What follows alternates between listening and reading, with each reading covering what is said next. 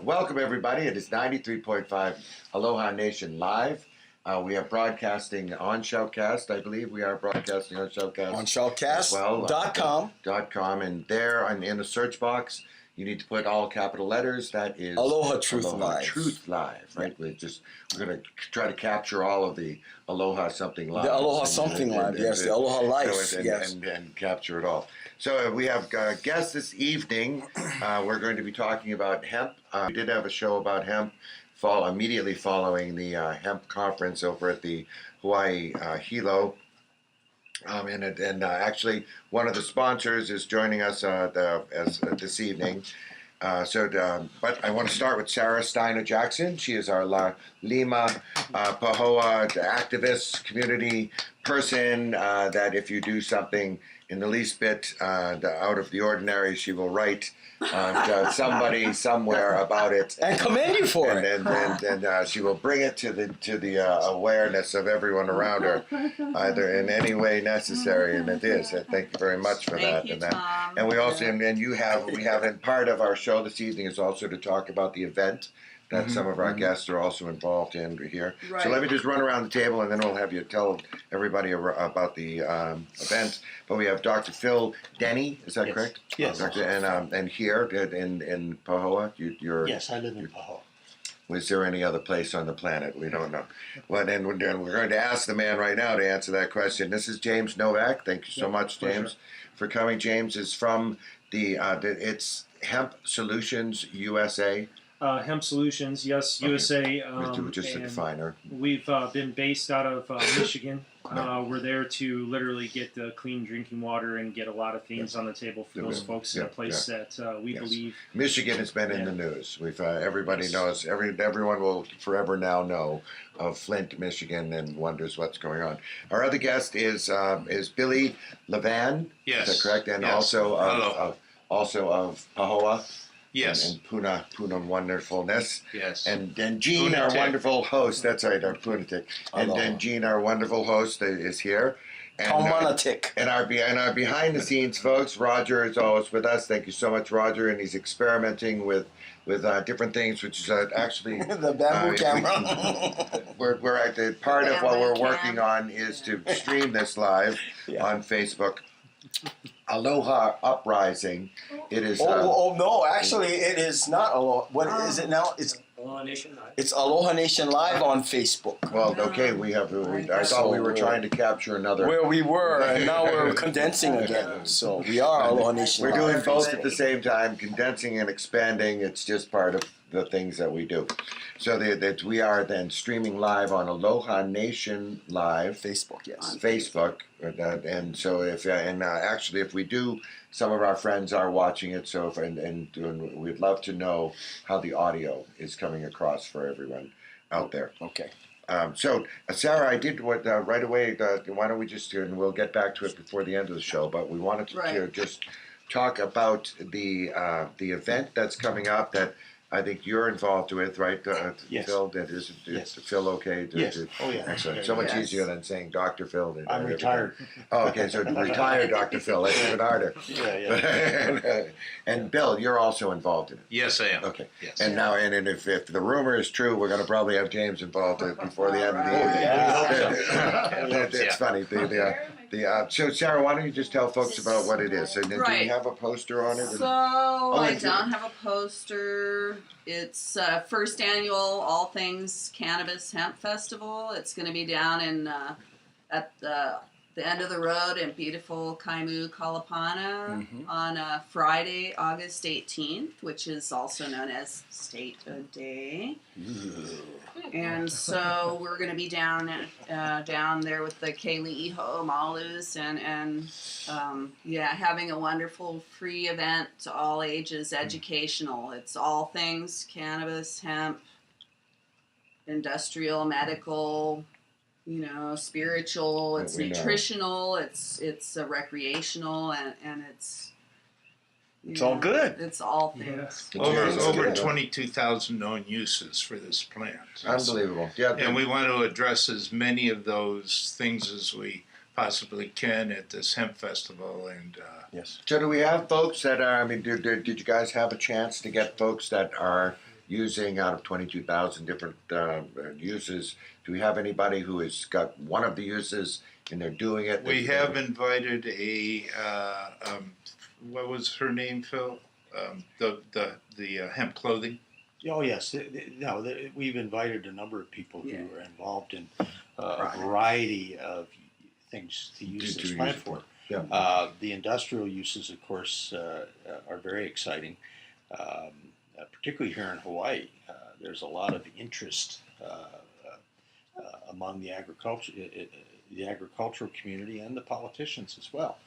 So the industrial use of industrial hemp is going to be a big focus. Interesting. We're also going to talk about, again, all things cannabis. We're going to talk about the medical uses. This is the area that I have some expertise in. We're going to talk about spiritual uses. We have, hopefully we're going to get Roger Christie to come and talk about those things. He said he'd come. We have an expert from the mainland who's a good friend of Billy and mine, who's going to talk about some of the historical aspects as well as some of the industrial uses. Yeah, wonderful. We hope to have somebody like James, who's an expert in the industrial uses and non-medical uses of hemp. I personally think that there's a lot to be said about the nutritional uses of this. It's really a superfood. Yeah. Sure. So we're gonna try and address that, and of course, you know, the use of cannabis as recreation, I think, is something that no one really wants to talk about. Right. It's almost a mythology now. It's you know. And we're gonna talk etched, about that. You know. This is a very real thing, particularly Sure. here in Puna. And one of the things that I think that makes this a reasonable choice is that it's lack of toxicity and so forth. We can talk about all those issues, but those are the kind of things. We're going to have some representatives of the Drug Policy Forum and the ACLU from Honolulu who are going to talk about the political issues that still face us. Sure. How long after our law has been passed? Well, and it's changed actually. And it was something last time in our discussion about hemp. It was and what we kind of did then, and I think it's kind of important to do it now. Perhaps James should want to say is kind of in people's heads, because you bring up a great thing that is present. Is first of all that difference between hemp and cannabis, or you know, even whether there is a difference, whether there isn't a difference, and you know, very much to your 22,000 at least uses, known uses so far, many of those are not on what we traditionally think of in cannabis, in the recreational In the strains that we associated. smoke. Right. Yes. You know, so that it's I mean, James, why don't you, if you could, tell us a little bit about your company and the rumor that I was alluding to was that you were formerly of Grand Rapids, Michigan. It happens often. Oh, yeah, You know, absolutely. well, it's very funny. This happens very often. Where we meet people. We do music on Mondays down at the Warm Pond, and we meet people constantly that are here on vacation, preliminarily on vacation, and virtually all of them, you know, about an hour after spending singing songs that they haven't heard for 30 years with us, I will say to them, you know, listen, if you got 3 days, 7 days, 8 days, call the airline now. Don't wait until the day before you're supposed to leave. Because even though all the airlines here will laugh at you, because they all laugh at you, it's not like you're the first one that thought of it. But there is a little bit of forgiveness if you give them enough warning so they can sell your seat. You know, so I say formally. So is this a rumor, or have you actually made your decision to move here? And then tell us about it. I actually didn't make any decision. The decision was made for me, and the thing was I had already created Hemp Solutions Hawaii, the social media and the website and everything a year plus ago. So I mean, it had already been put in motion, and 9+ years ago I had left Colorado specifically in my career to move to San Diego to literally skip out to Hawaii to live on a permaculture farm. So my mind and my heart was here. I had to just go back and chop wood, carry water, earn my way. Yeah, that's right. Very well. Yeah. You know, I was brought back here, and I didn't stay at the hotel for the event. I actually stayed at a permaculture farm up at 1,000 feet of altitude on Mauna Kea, and got to meet a really amazing old growth tree the first second I got onto the property, and it's been tied to me ever since. And everything about Mauna Kea has been in my heart and soul. I mean, I could go on for a long time of how my indigenous roots. I mean, I'm guided by these things. Basically, I mean, you know, it's much higher than me. Sure. And we've all decided, or at least Gene and I have decided, we're indigenous to the planet. Oh yeah, that's it. You know, so that we don't actually, make it that specific of a location. You know, so I figure, like I'm indigenous to the planet. So it's all good. So what does Hemp Solutions do? Tell us what that's about. Well, I founded Hemp Solutions in 2011 out of Joshua Tree National Park, and from that second in 2011, I had dedicated it forever to helping the planet and the people. And it's for 6.5 years been really almost no one's met me. I mean, at this event, I met a lot of people that have basically talked about, this guy, we never met him, but I'm just saying everyone has this idea of who I was or whatnot. I told them all, I said, hi, it's nice to meet you guys. I've been working my butt off for the last few years. That's why no one see me. Because I've been working. You know what I mean? And I've been to the grind, chopping wood and carrying water every single day. And it's gotten me booted out of the hemp industry from the get-go because this is a monopolized industry. Don't think it isn't. The people that are in there right now, they don't want it to change because they want it to stay the same way. They want to keep making their money. They don't want the law structure or anything to change. And if you think it's not like that, just try coming up as one of these competing companies. Well, tell us. I guess then, but let's then. Why don't you tell us, or you guys please join the conversation. If that industry. Then because it's all so easy to do that. We get so ambiguous and so big that nobody knows what anybody's really talking about. So specifically, the hemp industry that you're talking about, now my understanding is, and the gentleman that we met, Preston, that you met as well, did you guys get to meet him? Because I know you went to the. I don't think I met Preston him. I met Whitfield. so many people. Okay, good. Well, Preston Whitfield. Yeah, he's from. CBDRX. Yeah. Oh, okay, yes. Well, he was talking. He was saying, and it was good because before we went on air, for all the folks that are listening to us, before we went on air, we were talking about what is allowed, what isn't allowed in the hemp industry or lack of industry, and actually, my lovely wife Chris, that's hiding back here, she had looked up things on with the hemp industry, and there's some fascinating things that we were finding out historically for it, and then it was also brought to our attention with Preston at the show that he did with us, that I think it was 1932, didn't he say it was 1932 that hemp was made illegal in 37, well, specifically in North Carolina, I think was where he was going, right? That's where he's from. No, and his family was in tobacco, and so this was like sort of, it was going to be a natural transition, for them to go to hemp production, and then it was made illegal to grow. And then he said, if I remember correctly, and hopefully Preston will get to see this and correct me if I'm wrong, but I believe what he was saying was that that he had worked diligently, right, to have the laws of that state now are starting to allow the agricultural community to grow hemp. So I guess real kind, if anybody knows, we should talk specifically about Hawaii, but I guess in general, does anybody know? Out of the states, is it allowed to be produced anywhere legally? Is it a? You're talking about growing hemp. Here's hemp. the reality to everyone, and I'm sorry.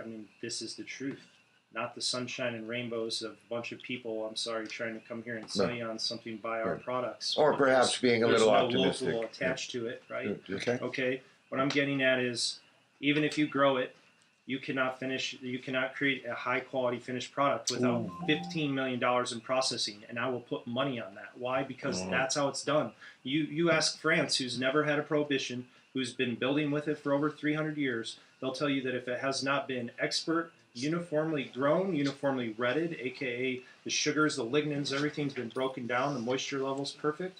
If it's not been done perfectly, scientifically, that wall structure in your home will fail. Those products will not hold up to what, you have to be able to produce it to a certain So level. specifically, just so that folks can follow that, so specifically you're talking about if a hemp product specifically was Yes. in the building industry hemp product Yeah. stuff, and if that product fails or if that product doesn't follow a particular protocol of Well, you have to produce hemp to a specific spec, understood, okay. and that is what is allowed by customs, first off. And here's the big catch, guys. So, hey, great, you get to produce it in your state. First off, who are you going to sell it to? I sell tons every year to Canada. Canada's 20 years ahead of us. Okay, they come down, they So, buy I it by mean, the but truckful so specifically because that- they burn it. Yeah, oh, interesting. Because so interstate that's commerce interesting. laws, here's the thing. They use it as fuel, as energy? No, they burn it as biomass because they have no Right, to processing. create electricity. Yeah, and here's what I'm getting at: is your state can do whatever it wants. Great, you get to grow it in your state. Federal law says interstate commerce laws. You're going to prison the rest of your life if you try So to it still transport basically it has across the- state lines. it has So you're cannabis where are you gonna status, yeah. sell it? Well, the point is well taken, James, is that this is regulated by the federal government. Oh yeah. The federal government has promulgated the laws and regulations that we all have to live under. And Well, actually, we'll have a conversation about Right, what is right. lawful and what we is will. not. I mean, there's the lawful Hawaiian government notwithstanding, I think that the regulatory scheme is run by the federal government when it comes to hemp. You've got the final The say. thing that I think we really have to understand is that cannabis is cannabis is cannabis. Totally. Cannabis is the hemp plant. The hemp plant Yeah, is great, cannabis. thanks, yeah. There is no difference. Correct. It's the same plant. Yep. The difference is there are some differences in the strains that have been bred for each use, industrial use or medical use. And it has a lot to do with the agricultural techniques. If you grow the hemp seeds very close together, for example, the finest hemp cloth is grown from seeds that are planted 400 seeds to the square yard. Interesting. It's very and- dense. Yeah, so what they get is they get very thin, very tall stalks with very high quality fiber and very little hurd. The hurd is the cellulose-rich stuff in the middle of the. They get to be cannabis probably about this big around. Oh my gosh. So, And so 10 feet tall. That he's that our listeners. He's Billy is like what would you say that a 2-inch round, 1 inch. Maybe an inch to Okay, 2 yeah. inches, somewhere in So there. a 2-inch or 1-inch shaft, if Yeah. you will, of yes, and so of course somebody growing medicinal or recreational cannabis, drug type cannabis. While it's the same plant, the cultural practices are much different. These are plants that are grown. Each plant gets 50 square feet. Sure. You mean so the difference is if you're growing for a specific purpose, like one of the 22,000, then there are different techniques applied to Yes. actually agriculturally to make this a crop that's going for to. example, if you're going to use hemp in the plastics manufacture, for example, they use the central part of the plant, the so-called hurds, HURDS. And so you want to grow a type of cannabis with a growing technique that maximizes Certainly. the amount of that. It has You're the not- thickest Yeah, amount. you're not really worried don't about want the shell. the fiber Right. or the seeds or Yep. whatever. So depending on which use you have for this plant, it can be grown very specifically for that So use. then that would that not be? And please correct me if I'm wrong, but for our other buzzword, is that not?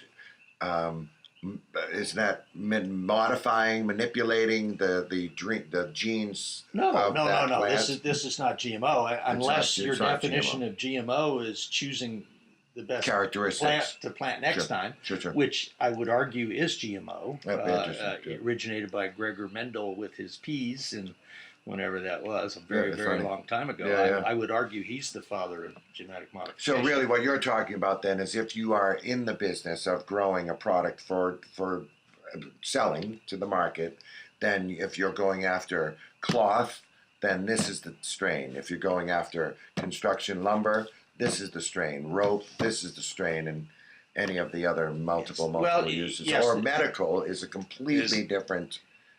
Again, different it's- strains. Because one thing that and I'm sure you guys talked about it with Press, or maybe not with Preston, was that he had said that hemp, and it is confusing to me. And when we looked into this, because it is this kind of war in my brain of hemp, cannabis, hemp, and thanks for saying it, one and the same, because it's an interesting thing, because he was saying that they have now developed a strain that is super heavy in cannabinoids and below some particular level of 0.3. THC that they apparently somebody decided that's not a smoking plant, that is specifically for this industrial application. And I wanted to say to you that he had mentioned that 600,000 acres in Colorado were under hemp production. That's absolutely not.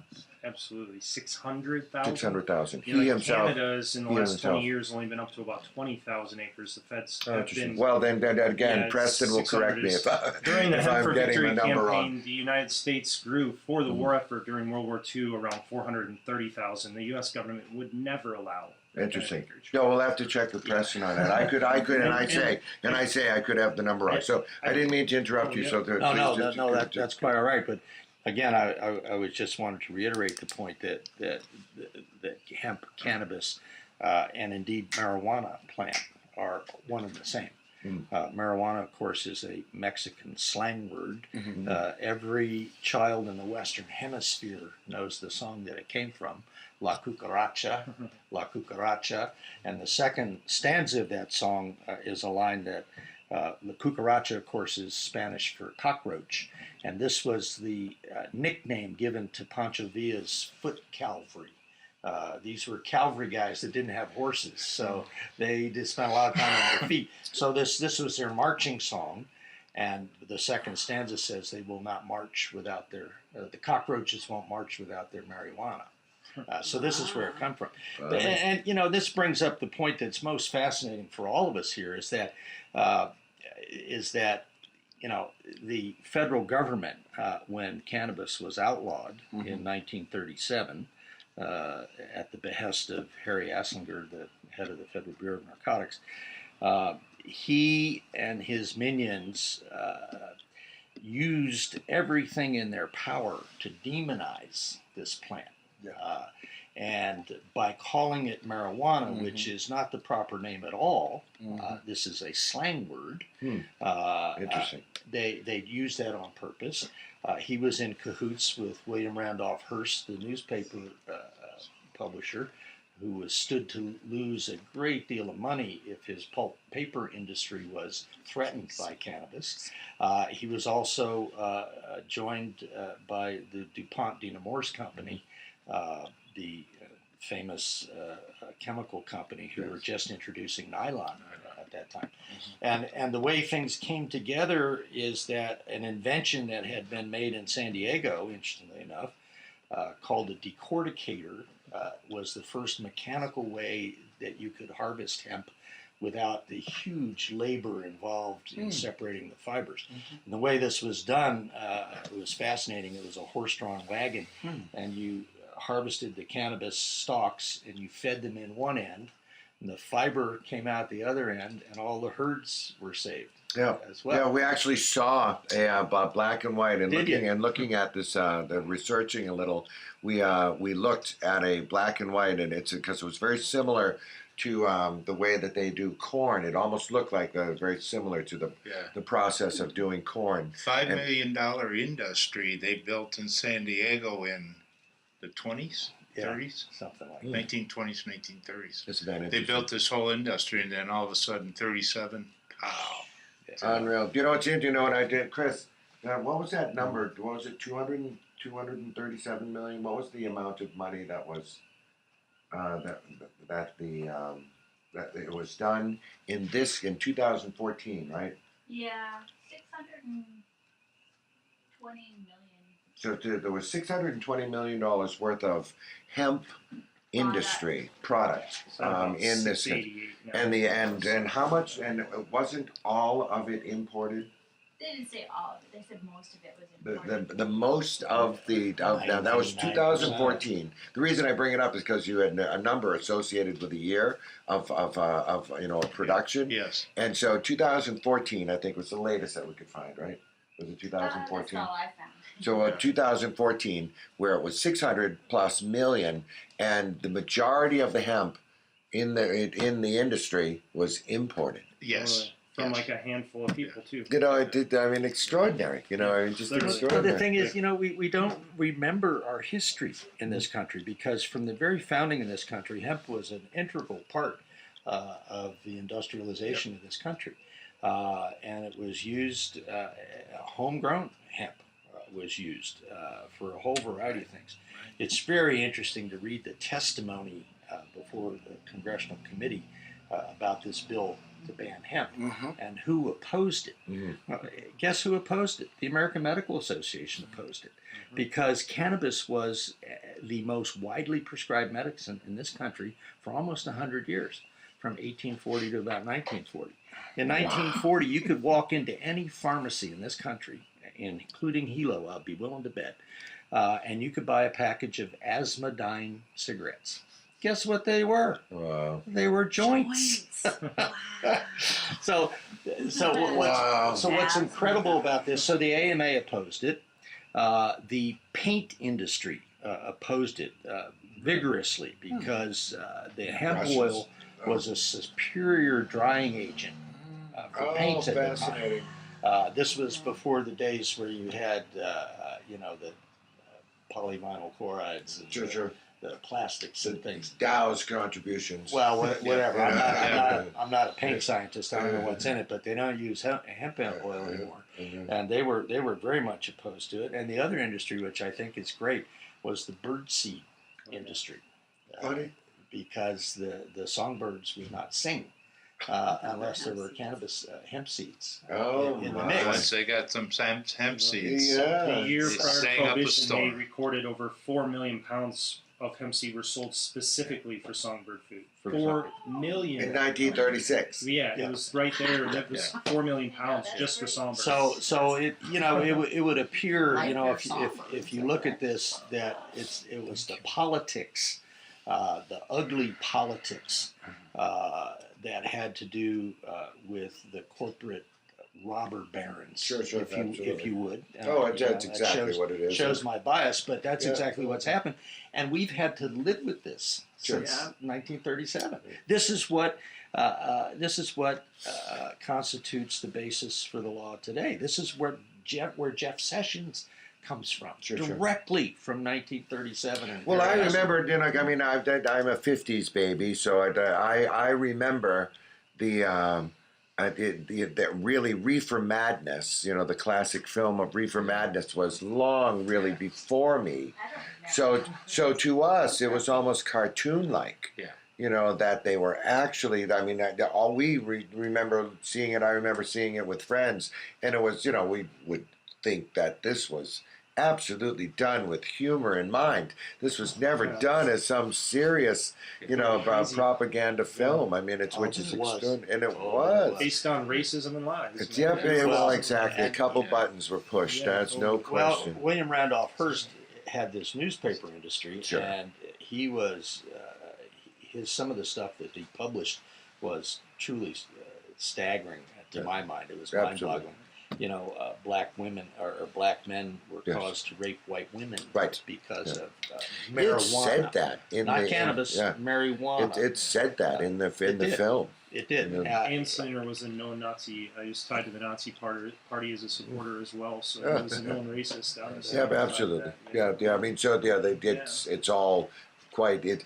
What is always amazing to me is that I think of my parents, who were born in the early 20s, of their own, and I think of the world that they grew up in, and the experiences that they had, and what their points of reference were, And although they, they were just the average Joes, that they of no, like exceptional amount of education, of no exceptional positions, just lived their lives and did their job, and the point I guess being that they're not stupid people. They're not cutting edge. They're not activists. They just want to have their house, raise their kids, go to work, and I do think though that and in particular I think of my father, where he had a preconceived idea of where alcohol was part of being a man. I mean, that the whole consumption of alcohol, being able to handle your alcohol, that was all part of him being a man. And I remember the association of marijuana with my oldest brother in it was UMass, University of Massachusetts, in the mid to late '60s, and it was the devil. Yeah. It was evil. It was the same as heroin, and even I didn't probably even know what heroin was, but whatever heroin was, it was really bad, and marijuana was the same, and now I'm talking about a man he's not a stupid man, he's not a rocket scientist, but he's not a stupid man, and he was sold that package, I mean, absolutely sold that package, and believed it. And my mom was probably a little bit easier on being a little bit more open, but still, like I think through organizations, through church, through neighbors, the pressure of neighbors, and those preconceived ideas. Well, I think she didn't want her babies to get arrested either. Sure, well, that as well. That's a really big But factor. I guess my point though is that how permeated through our culture this was, and now I find, and I'm surprised, I have 4 grandchildren, and I find that my own kids who are now in their 30s, they have, it's almost, I cautiously, I call it the kid card, on any issue, where people pull the kid card, and it's like, again, it's that whole idea of growing up. I describe it as growing up in a bubble. Where like there are no homeless, there are no drunks, there are no drug addicts. Everything is like this beautiful little picture. So all of that stuff is bad, needs to be kept away from them, and kept away from them. And I guess the point with that is that I think that it's not readily accepted still. So we've gone through multiple generations of the capitalistic and control of takeover of what was a good product, and that was done so well that and how many years are we now? 80. 80 years later, and we still are putting out groups of parents. Yeah. And that would rather run with the old concept of it than truly educate their children about it, so that they're making some educated choices. And it's an interesting thing. Because what I'd like to talk about a little bit is the medical of it now has a lot of history, much deeper than I think I had ever known. About that. And so, the comment I would have, and it's kind of it's undeniable now, isn't it? Really, I think so. I think it's been undeniable for probably about 5,000 years. Yeah. But again, and I think that the basic problem here, we got to call it what it is. My government has lied to me continually, and continues to lie to me today about this issue. Because of special interest, because of the way that our system is set up. You've said that, James, right? That's it was exactly all commercial. That's why it was originally made illegal, as for commercial reasons. Right. It was a capitalistic move. Yeah, exactly. It was a corporate move. I think the vested interests have changed somewhat. Yeah. The vested interests are no longer the newspaper industries or DuPont. The vested interest now is the prison industrial complex. Well, yeah, completely different. This is where the money goes. Well, the pharmaceuticals, I don't think the pharmaceutical companies are dumb, but I don't think that they see cannabis at this point as the threat to them probably To is. replace the opiates. Yes. And I think that I think they're jumping on it too. I mean, aren't they not? I mean, don't the big players in this game, billionaire players in this game, they are putting out, like synthetic, Well, they're matching it, right? See, I've had my card now over 10 years in 5 states. I've healed and helped people of all different conditions and types and everything. And the thing is I personally went out of my way, because it saved my life, to put together over 100 patents and 100.gov National Institute of Health research articles listed by disease type or cancer type. The thing is when you look at, you can Google right now, phytocannabinoids in the treatment of cancer. It specifically states in the first paragraph, the patent, particularly the type of cancer is of the breast, the colon, or the prostate. That is all human beings. Mm-hmm. That is absolutely. The other patent, cannabinoids in the treatment and prevention of diabetes. Why is no one talking about this? Yeah, I didn't even know. These And why are are they patents not- that the U.S. government has? Well, this is between, now the 507 patent, the first one we have listed is Right. called cannabinoids as antioxidants and neuroprotectants. And That these is are your the U.S. patents? government. No, that's Oh. this is the government. filed by the U.S. government So on the behalf government. of the Department of Health and Human Services in 2003. You can Google right now a patent for CBD. They have patented all the medicinal property in the plant, but here's the thing, I always tell people, who really is the government? Ultimately, in the end, we are, and we need to stand up on that patent. We need to nail them down to that, because why? Because they did us a favor. We, the people, own that patent. We own all the medicinal properties, but we have to get it. Because when George Washington grew hemp at Mount Vernon during the 1790s, why? Because a good leader demonstrates to his people to get off a foreign supply. That's what he did. The Sure. first Stars and Stripes by Betsy Ross. When the Mayflower pulled up off the coast with Christopher Columbus, the hull was sealed with cannabis resin. All the sails, everything was made from hemp. The first colony, Jamestown colony, it was the law, you had to grow hemp. So when they took it away at the worst time of the Great Depression, the AMA debated it not only on medicinal property, but they were debating it because they were taking away the most vital source of protein from the American people at the worst time of the Great Depression. Boom, that's it.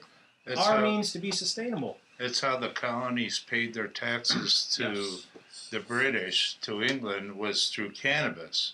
So I think the Boston Tea Party was not about tea at all. No. Interesting. It was about cannabis. Interesting. 1813, the War I of think. 1812. I don't know. We went up into Canada, we looted the British soldiers, these towns, and in revenge, we stole their hemp. It was specifically tied to hemp that they came back here in revenge and burned the White House down. And that's the cold, hard truth. The White House got burned down directly because of hemp. And so was that Yeah. Tea Party, man. Well, when Yeah. Ben Franklin went to Oh. England to be the representative of the colonies, he had a full wardrobe of homespun made. Brand new, everything was brand new. When he got to England, in France, they saw the clothes he was wearing. They went, "Whoa, Yeah, nice stuff. what is that? Oh, it's homespun. What is homespun? It's hemp." Interesting. That's what it was. What But they I- called homespun Yeah, was actually hemp clothing. What I find interesting about it is that you would think, that I'm assuming that even though the United States is struggling with all of this, Europe has been growing hemp. Have they not been growing hemp? Absolutely. But here's the big So kicker, why guys. were the French not already making clothes out of hemp? I mean, Well, why would we this were guy the masters of textiles, and that shows with our the USS Constitution with its 15-inch diameter anchor cables made from hemp. I mean, thing is, that thing had 60 plus tons of hemp and rigging and sails and everything. But the whole thing is that when we kicked that textile industry out of here, China now owns over 500 patents on hemp, and they own the textile industry. Try to find a shirt that's worth wearing. I mean, that won't sure. garbage that you can get that's not made in China. Or that's not. It doesn't cost $100. Nobody does Yeah, textiles in the world. Canada's only doing seed and oil. Interesting. 20 years, man, and that's a warning sign to our farmers that you got to be careful. I keep telling people, if you want to throw 500 grand minimum at this and be the one hemp farmer, where are you going to sell it to? Well, now people another from thing Canada, that's an but- interesting point here is that again to Preston and I will get in touch with him, but because he had mentioned, and I think you had mentioned a little, that is it Kentucky? Wasn't it Kentucky, Gene? That Preston was saying it was a government facility. That I think that they were experimenting, or they have Mississippi? experimented Was it Medicine Medina? Is it Mississippi? No, in Kentucky they have a pilot program, a large pilot program, I understand. Yeah, they're being allowed to take ownership of the hemp industry Well, right now, basically. Yeah, Kentucky was the biggest producer in the hemp for victory sort of thing, and up until that time as well. Interesting. Well, doesn't Maui have a hemp plantation there, and aren't they going to issue 2 licenses next year for hemp plantations? I don't know. I've heard they're being blocked their DEA seed permit. In Michigan right now, we've been legal for 3 years. Every senator but one and the governor came out for 3 years. Now we've been denied our seed permits by the feds, while the 3 states to the south, Indiana, Kentucky, Tennessee, now are going to collectively grow about 25,000, let's say, acres. We're being economically sabotaged. Fascinating. So so does that mean that the feds are allowing those other 3? Yes. Oh, yeah. They're saying yes. Prior to Prohibition, Wisconsin held 70% of the market share for processing. That means that they grabbed it by the you-know-what. And they literally, there was a 70% chance that if you made it, if you grew it, you had to send it to Wisconsin and have it processed properly. And that's the same thing that's going on right now. As I see absolute favoritism, I see economic sabotage. That's cronyism. That's Michigan. That's business. Michigan is where somebody Henry owes Ford, somebody. Henry Ford in 1941-42, Henry Ford standing in Dearborn, Michigan. He had grown 10,000 acres of it. He's standing there with a car he called grown from the soil that was produced with hemp as well as other sizes of juice, ran on hemp ethanol. And the man who invented the diesel engine, I just heard the other day recently, he was murdered because his engines were running on ethanol. Well, the car that Henry built, the entire body was made out of hemp. That's what I heard. Yeah. 5 times stronger than steel. Yeah. And I heard that completely destroyed. I mean, everything about it was like completely taken away. Yes. Gone. Yes. Locked out. Yes. It's and so that it kind of leads me to because I think of this now as one of those things where we have known this, and when I say we, I mean collectively we, all the way back to my conversation about my parents, have known this. Known what? We have known that in 1937, a particular industry was forced out of business for the interest of a very tiny chunk of these corporate, interests that feed the government, right? I think that that information has been there for sure, but not many of us knew about that. Not many of us knew about why it was actually made illegal. Most of us were taught, Sure. Mom and Dad, that's bad. That's you can't do that. Have a cigarette. Yeah, but they never said, have a cigarette. I've been drinking beer in bars since I was 10 years old. Yeah. Where I was brought up, you could go into the bar with your mother With your father. and then drink it, but they give you a little 7-ounce glass. You could drink beer.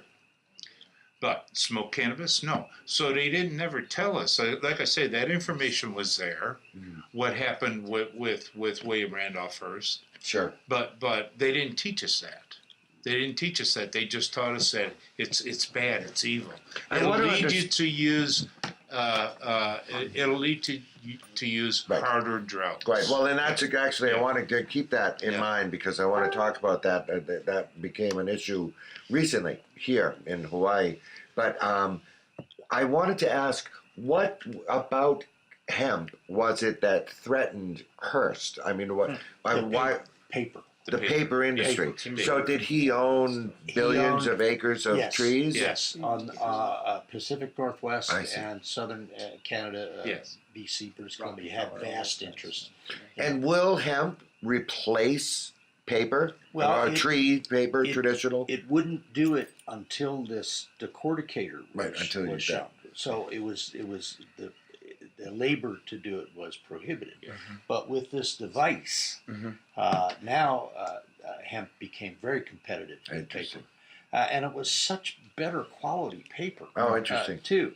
The whole thing about William Randolph Hearst, he was known as the father of yellow journalism, which came to mean this biased, slander, slanderous sort of stuff. But it actually referred to his pulp paper was so cheap it turned yellow. Yeah, I I remember. In a couple of days. You know, so I remember the newspaper that did. Yeah, it's the yellow journalism, and so that's interesting. So it was, and what was so convenient for Harry Asslinger, he didn't have to talk about the industrial hemp. He didn't have to talk about the medicinal uses. He didn't have to talk about any of that. All he had to do was talk about marijuana, Sure. the evil, vicious drug.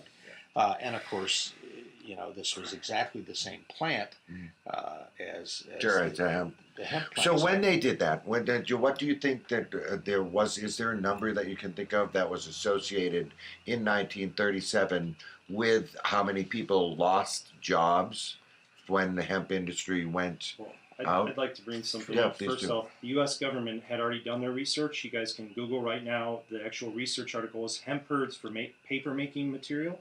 That is hemp herds for paper making material. That's 1916. U.S. government already concluded at that time that the forest could not withstand the demands, and that by the 40s, all tree material would be replaced by hemp. Since then, over 50% of the world's forests have been cut down. So the U.S. government, you can look up that research article, hemp herds for paper making material, 1916. They already declared that hemp had a longer, stronger fiber, and it was superior to that of paper. But we had a takeover. Ruin our forests. Yeah. Well, I'm just surprised that people of the caliber, obviously low caliber morality, but a high caliber in business, that they didn't embrace it, divest their their forests, and invest in the hemp industry. Because these are not stupid people. This is the same timeline. They're not stupid, but to this day, people still don't see the whole picture, and the whole picture is we all know who the billionaires are, but who funded Rockefeller and J.P. Morgan? Rothschild. Rothschild got his money from fueling both sides of the wars for eons. Yeah. No one has woken up to the real puppet master that's playing behind the scenes. Right. And no one's seen the real game yet. Absolutely, and it does, and then it's difficult because then it gets so big. Follow money. Exactly. Absolutely, and who everyone funded does. Who? Nobody's seeing the giant up top that's giving them all the money. Yeah, it was Rothschild who bailed out the broken American government after the Civil War, and that created the opening for, in 1871, the creation of the Federal Corporation, District of Columbia.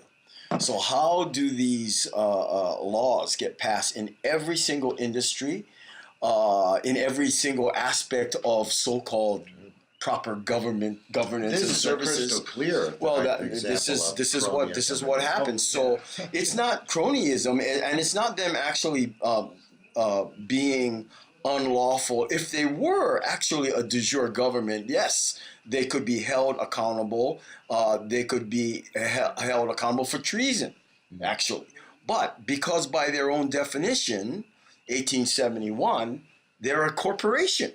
They're a federal corporation, so all they need to do is pretend that it's a government by having people debate, testify, vote, protest, and keep running like rats in this system, It's a TV believing it's a government. So, sorry guys, I have to say this every week. Go to United States Code, Article 28, Section 3002, line 15, definition of United States.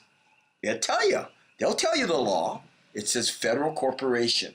So why are they acting like a corporation, for profit, actually foreign controlled? Because that's who they are. That's how they define themselves. And so if we don't know what manner of law we are being subjected to, and we don't go into any arena and demand due process and full disclosure of what manner of law are we going by right now? Because I only go by what America was founded on, 1776, and I only go by what Hawaiian Kingdom was founded on, 1839, which is the same law, the natural law, the holy law.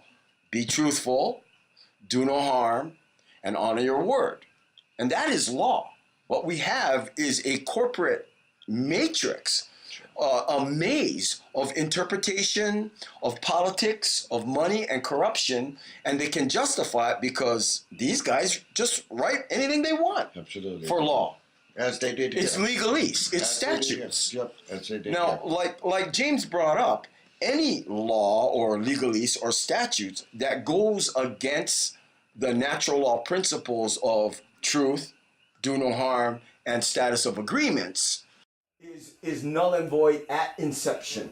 Yes. Just like when the United States passed within its own Congress the so-called Newlands Resolution, which annexed Hawaii supposedly, because America cannot pass any law and apply it outside of its own borders. The Newlands Resolution, which people used to say that's how Hawaii became annexed. Well, it's null and void at inception. You can't create a law in Congress that goes beyond, at that time, California.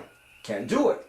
So to this very moment, we are still operating in the false paradigm, not just in Hawaii, but all of America and her occupied territories, not realizing, and look it up, but not realizing that we're in a corporate world.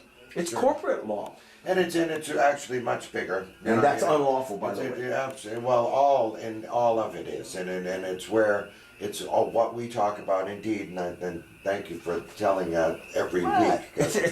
We keep coming around to it. And if we talk about remedies, there you go. It is our purpose. It's why we do this. And again, everybody, it's 93.5 FM, Aloha Nation Live. It's why we do this. We do this to engage the community. We want to start the conversation. We want to point out the illegalities of the way that we are being overshadowed and told what we can and cannot See, do.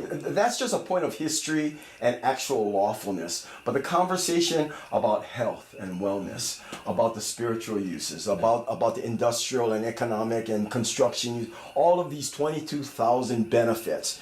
We need to know that. That's these right. best practices. We need to begin to actually activate that, to implement that, and do that with Aloha. And so that's what it is, right? That's the So solution. at our hemp festival, Yes, sir. at our hemp festival that we're having on August the 18th Yes. at Uncle Robert's in Kaimuka, Kalapana. Yep. We will not be in the state of Hawaii. We'll be in the lawful Hawaiian government's Sovereign kingdom. nation, yep. Well, That's where we'll be having this yes, right. on Statehood Day. Oh, ironic. Yeah. Ironic. Which is one reason why the three of us picked that day. We were going through days. We wanted to do this on 420. But we, as it turned out, we didn't end up with a place. That's another whole story. So we went through Memorial Day, Labor Day, what day. They were all during the week. But it turns out that August the 18th is on a Friday. We said, oh, that'll be a good day on a Friday. Sure it is. Friday's good. And it happens to be Statehood Day. Oh, that's even Yeah, that's better. better. Because we're not going to celebrate in the state of Hawaii. We're going to do it in the Hawaiian Kingdom. Yeah, that's funny. Yeah. That's funny. Wow. You know what? So Well, I thank you think very much. what would be Yeah. great. What would be great for our listeners too, is if we could like have each of you just kind of talk about what it is.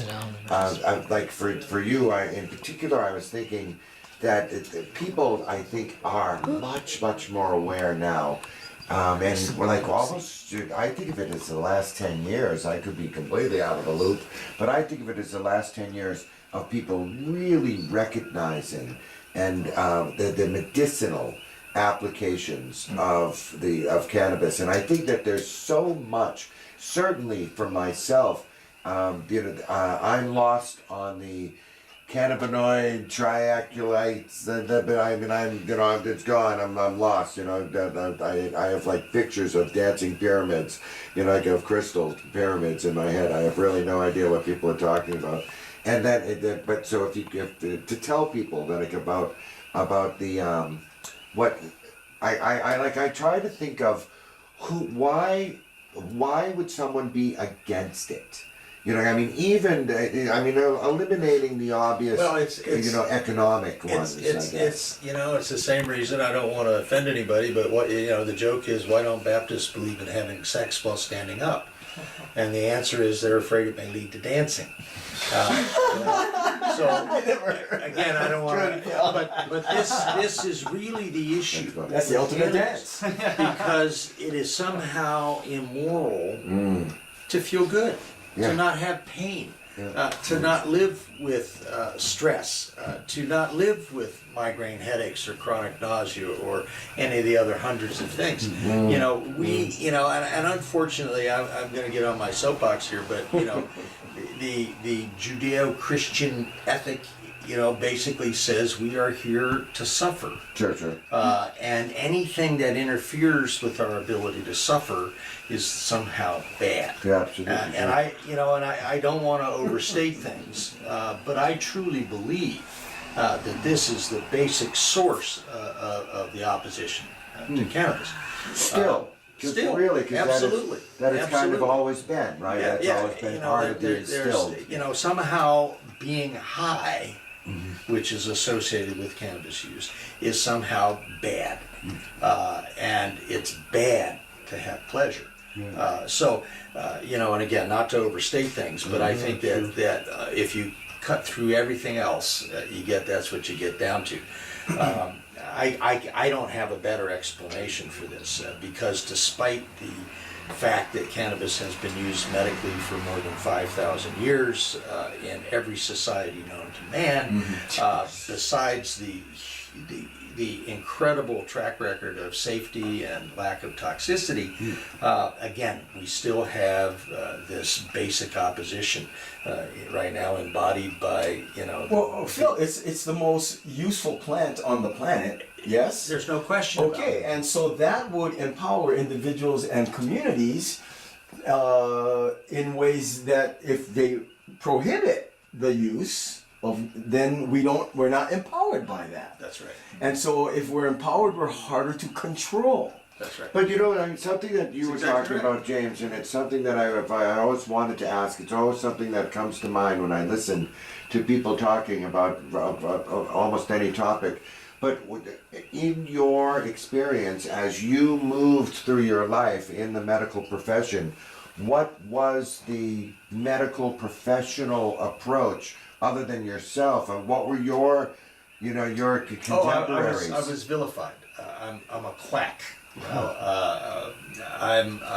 Kids you went to school with? No. This is primarily law enforcement, and I got involved in a great deal of law enforcement things that my patients had encounters with. It was not on purpose that I did this, but you could only be considered a quack if you're out there alone. So I guess my question is, what about your colleagues? What about all the years that you were practicing? What were they doing? Just in denial? Yes. Getting too many perks from the pharmaceutical companies? No. Is that a fallacy? I'm not sure it's a fallacy, but I don't think it has much impact. I think that basically physicians are no different than anybody else. They are loath to do anything to threaten their livelihood. The fact of the matter is physicians in our society are held in high esteem. Absolutely. They get paid handsomely. They have a lot of perks in our society, and they are very, very afraid to do anything. It's funny because right up until that one, I was thinking to myself that what a unique and wonderful opportunity to have this authoritative, respected, professional organization go, this is the truth about this particular drug. We are in the business of curing and making our patients well and healthy. You're right. That is. So why? It's almost like this injustice. Really puts an entire profession, on notice that guys, you could have spoke up. All of you together could have spoke up and said, this is ridiculous. What are you doing? like we need this. We need this in our arsenal. It's the undeniable research now that's coming out that no longer will. I would say though, to Phil's point, that I mean they've known this for 5,000 years. Yeah, but it's confirmed in science now that the densest G-couple receptor in the human brain is a cannabinoid receptor. Mother's milk has cannabinoids in it. Our endogenous cannabinoid system is so critical to our physiology, skin to skeleton, cradle to grave.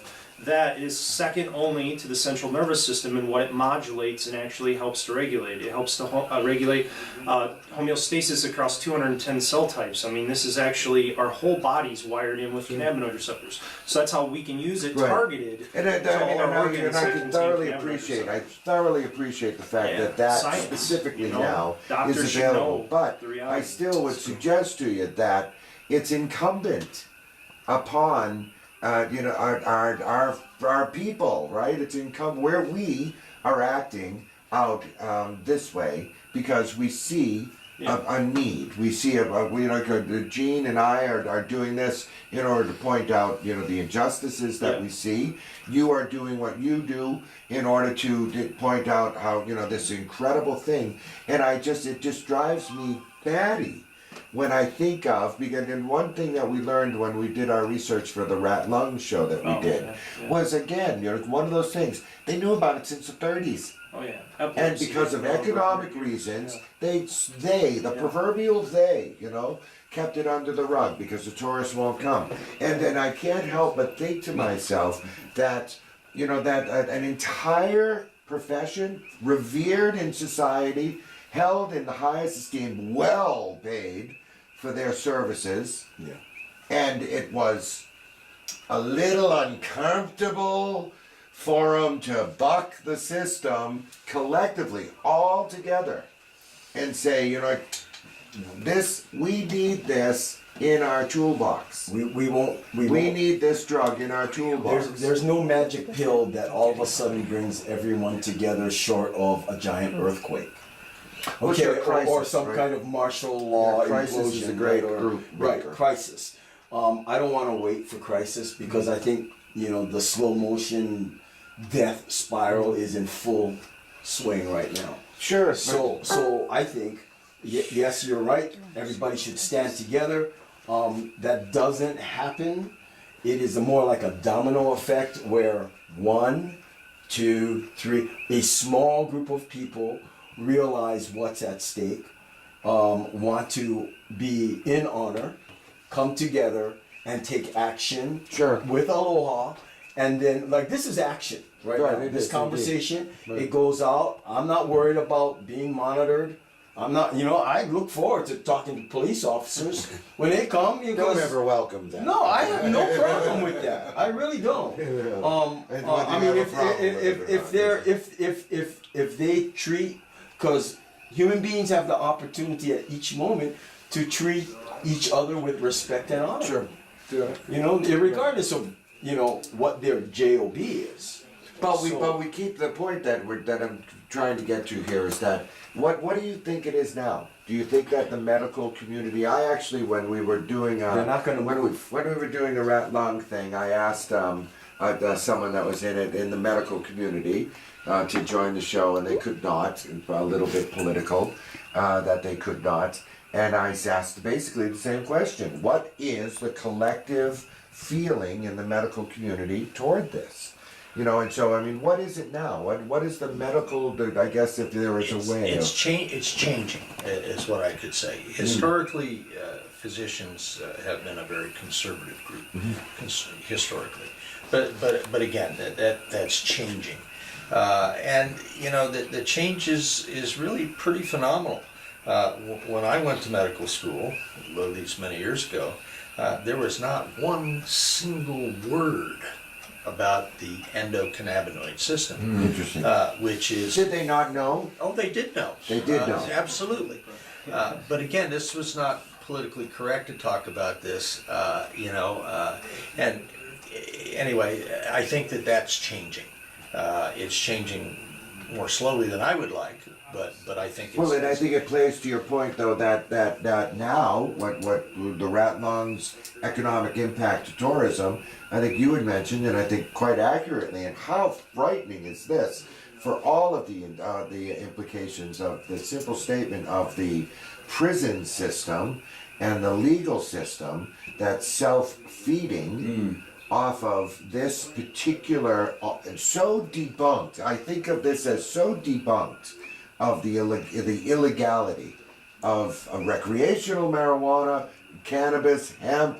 I mean, I think of it as so debunked, and for so long debunked, and yet I don't see the medical community embracing it. I don't seem to hear about it, as much. Well, there's what I call the tyranny of the randomized, placebo-controlled, double-blind study. Okay, this is considered, the gold standard. Certainly. But again, this is there are so many impediments that the federal government has raised to being able to study this substance under those conditions. And unfortunately, the wisdom about this that has come down over these 500 years is not based on randomized, placebo-controlled, double-blind studies. It's based on generation after generation after generation after generation. Human life. Recognizing the value. Real life study. Yes, exactly. And I think that's part of the problem here. But I think the real bottleneck, there's a lot of people out there that would very much like to study this in a more traditional way. The only source of cannabis in the United States right now is grown by the University of Mississippi. It's very poor quality material. So basically they say, oh yeah, we can study this, oh yeah, this is available, but the roadblocks to actually doing it. Get your brickweed from us. With seeds. Seeds. Tons of seeds. So I think, in that regulatory milieu, there is no practical way that we're going to demonstrate to their satisfaction that cannabis is going to supplant the other pharmaceuticals. There's another thing here too that goes on, and that is that I think many physicians, certainly not all, and it's changing. They decry the natural sort of produced by nature substances. Right. How can it be any good for you? How can it do the things that you need it to do if it's not manufactured under precise control, if we don't control the exact composition and so forth? So to have a plant material such as cannabis that is grown in nature, that we have little control over, this is something that they're just not willing. The way that they can inspect, quantify, qualify, and then like in their quality controls, and I know it. I mean, it's extraordinary actually. In New England, there are a couple of large pharmaceutical manufacturers, and they're sterile. These places are extraordinarily sterile, and they walk around like a scientific, the experiment that the whole thing is. But I think that there is stuff. I mean, thousands of years worth of the equivalent of documentation of clinical, the most beautiful clinical study that can be done, right? It's they're done out. Well, I was taught and have found true in my career that the best source of learning for me as a physician is from my patients. Sure. My patients tell me what works, what does not work. My patients tell me if I ask the right questions and I learn to listen, they tell me what's going on and what's wrong and what needs to be done. And so I think that what's happened is that, at least as far as this issue goes, we have ignored what our patients tell us. Our patients tell us, every one of them tell us the same thing.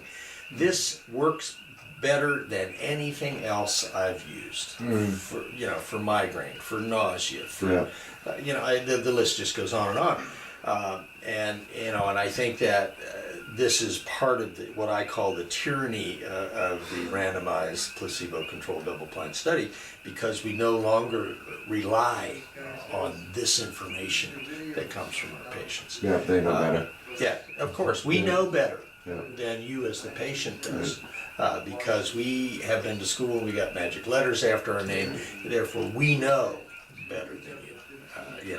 Do you think that there was any ever any idea that this opiate addiction issue would be just unleashed on the American public, and then it became such a stream of revenue that who would ever want to get in the interruption of that? By design, look at Iran-Contra. I mean, the three-letter organizations have been caught with planes falling out of the sky. Like they say, the only way you're going to die from pot is if one of their drug planes drops a bale on your head from the sky. I'm just saying, that's it. No, it is. It's by a design, great point. poverty by design. The ghettos of Chicago and other cities have been experimented on by the Rockefeller Foundation. Fact. They've put drugs, poverty, all kinds of major issues there. The thing is you talk to the patients. I mean, I've been working with Gilda's club. Gilda and Radner's got a club, a cancer club out in GR. We're known for a big pharma city. Okay? So when you talk to all the cancer survivors, okay, they're the ones that use cannabis. Yeah. Sure. They're by themselves. They're sitting there in survivors groups week after week after week with nothing but the cannabis survivors alive in their club still. The doctors aren't listening. They have it in the magazines now. They just introduced it into the waiting room this last year in the Spectrum Health, a magazine that actually talks about the benefits of cannabis, because guess what? Cancer does not discriminate. Right. Okay. So That's now why it's is becoming that popular. medical journals? Is it starting to make its way into? The thing is look, when we've outlawed it in this country, we've funded out the back door Jerusalem, Israel. Israel's the largest, like the biggest. They give it to their nursing home folks. Okay. So Yosemite University's out. Their name's on almost all the patents. If it isn't, it's GW Pharma. Wow. Who, out of Great Britain, that's being allowed to grow thousands of acres, and then take a full cannabis extract and put it into a spray called Sativex. Right now, I just want to tell you guys, all street drugs are legal. You can go get Desoxyn, Desoxyn. It is prescription grade meth. It is prescribed to kids 2 years and up. Amphetamine is given as Adderall. Cousin to cocaine is called Ritalin. You've got cocaine being allowed at all these things are available at any Walgreens, CVS, any one of these places, right next to the alcohol and cigarettes and the kids' aisle. And they tell us every time we go to get safe access to medicine, our cannabis, that they worry about the kids. Yeah. No, that's such a great point. While they're selling that poison 7 ways to Sunday around the kids' aisle. So, I mean, man, what is the solution, people? Well, what actually I want to ask you so Education. we have to hold the hand and say, why is the left hand patenting it as the highest use to human health? The 507 patent put out by the U.S. government states in the first paragraph that it safely and effectively treats over 4 categories of disease type. So 4 categories. So you're giving us information, Hold the hand education? and tell the hand So why, how. It's the Supreme Court that won't recognize that they're, it's the courts. They Well, it's a won't political recognize will. that there's a medical use. I mean, it's been brought. The plain definition of medical use is being used as medicine, and all Absolutely. these states have it. The U.S. has patents as medicine on THC, but yet it's still not medicine. I don't. I know. And it's been danced, hypocrisy but you're absolutely right. But it's been danced around politically. It's been danced around. Even Obama danced around it. He danced around it in Bill 2008. Clinton didn't hold his breath. Bill Clinton was, Bill Clinton, never held his breath. Yeah. Research on the plant was banned until Obama took office with the Farm Bill. Research was banned. Unreal. Banned. How the hell can you ban research on something that's a plant that all ancient religions are tied to? Corporation. So tell us then really what does Hemp Solutions? Do you offer a product? Do you have a product line? Well, we're first and foremost a mission-driven network of like-minded individuals coming together to create But I positive mean, impact. Hemp Solutions. What we're doing that's is you. we're Is it just you? Or? No. We've got distributors, ambassadors in over 20 states in the U.S. We've got multiple countries. We're working globally on horticulture, ag solutions, building solutions. We're renewable energy, everything. So, like We are the educational holistic classes. circle. Oh yeah. Okay, The best builders. Do you have a website? Do you want to tell Oh everybody? yeah, that- hemp-solutions.org. We're on Facebook at Hemp Solutions USA. We've been around for 6.5 years, and we have founded this thing and are going to continue to keep walking forward for the people, by the people, and here for the planet first and foremost. I mean, that's why there's only one what's of the us in the reaction world. been? What's the in Michigan, right? Yeah. Is where this started. Well, it started in Joshua Tree National Park in 2011 Yeah. around a campfire that I'd already been doing permaculture meetup groups and other things to try to get this activism and awareness going. But the thing is after living in 9 states and having a career for 20 years in IT, I mean, I found every year to 2 years I'd be laid off. I'd never get a vacation. I was being run into the ground by this job system. So I finally packed my stuff up and went and lived my life where I wanted to be. Right. And it's when I got out to the Pacific Northwest and I saw the deforestation, and I got out to Hawaii and saw that the termite issues causing the deforestation is in direct link. And when I'm seeing all these pieces coming together and I'm seeing, oh my God, we can fix the ocean, we can fix the air, we can fix the water, we can fix the radiation. We can do all these things because why? Because this is the tree of life, the healing of the nations. When else have any of us ever been able to see everyone from every race, color, creed, nationality, yada yada, come together and pass that around? Yeah. I've never seen it, and show me a plant that can do more. Sure. It's been tied It's a for great us, point. Great point. So I have friends that have land. Yep. That are willing to explore the best way, the most aloha way to plant, not just on their private property, but I have farmers who are willing to plant to make an educational statement in what the state calls state land. yeah. Okay, I won't give Right, the right, yeah. location, Yeah. but everyone will probably go, oh yeah, that location. And that needs to be formulated more and then been put well, together. I need to ask, because we've talked about the hypocrisy, the benefit, the tyranny, and we go round and round and round on that for another 80 years. Oh, yeah. We don't have time. No. For that. The USDA agent who's now working for she quit USDA. She's working for Kohala Center right now. And she said, sorry to tell you guys in your little small farms, but the corporate laws have been passed such that you will not be able to survive in your farming endeavors, especially as an organic farmer, when these laws come, and I'm just telling you, they're here. Yeah, They're coming. So, in fact, the real eye-opener was when she said the USDA now owns the word organic. And actually, the question arises, can you use pesticides and herbicides and still call it organic?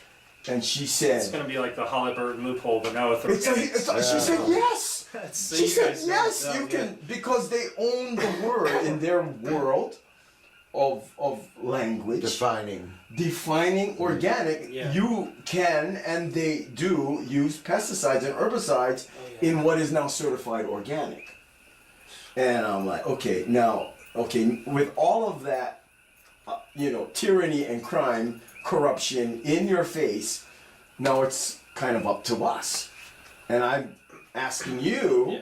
since you're in the business, and well, I'm asking all of us, are you ready? Because many of us, and particularly farmers with farmland, are saying, yeah, you see that corner of the Aina right there? That's where we're going to plant.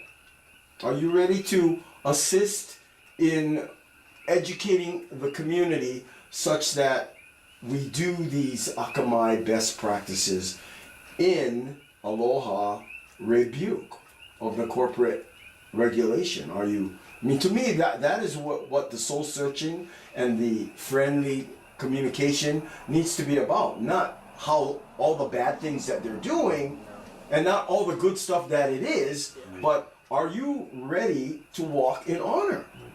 Because And it work becomes, together it to do becomes a difficult conversation, and it's what Why is we- it difficult? Well, no, it becomes where all of our topics that we have talked about in our show, our difficulty is that we are operating under this oppressive, a group that is telling us Well, what we're we can and operating in can't corporate do. law. We're Sure. operating in what is provably by history and by public record evidence unlawful, unconstitutional, immoral.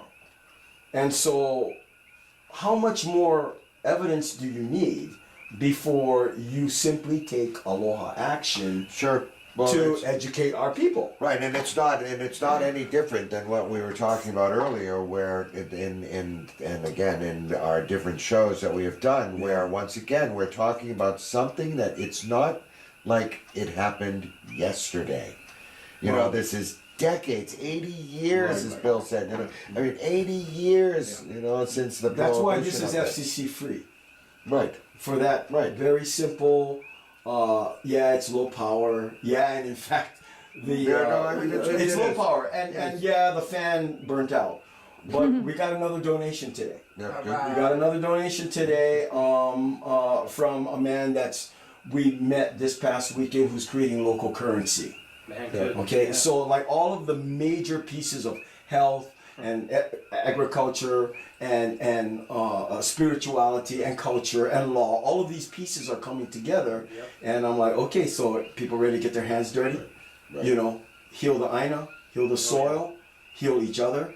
It's gotta You be know? that, man. Yeah. The circle of life. And so I don't see how I can rationalize this out anymore. Right. Well, So it's like- why what we're talking about though, Yeah. these guys are going to do their Yes. educational system. This on- great event Exactly. in Hawaiian Kingdom. Exactly. Yes, sir. Exactly.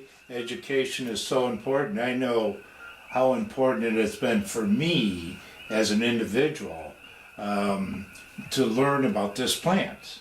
And it's been through an organization that I was a part of on the mainland. Phil was a part of it on the mainland.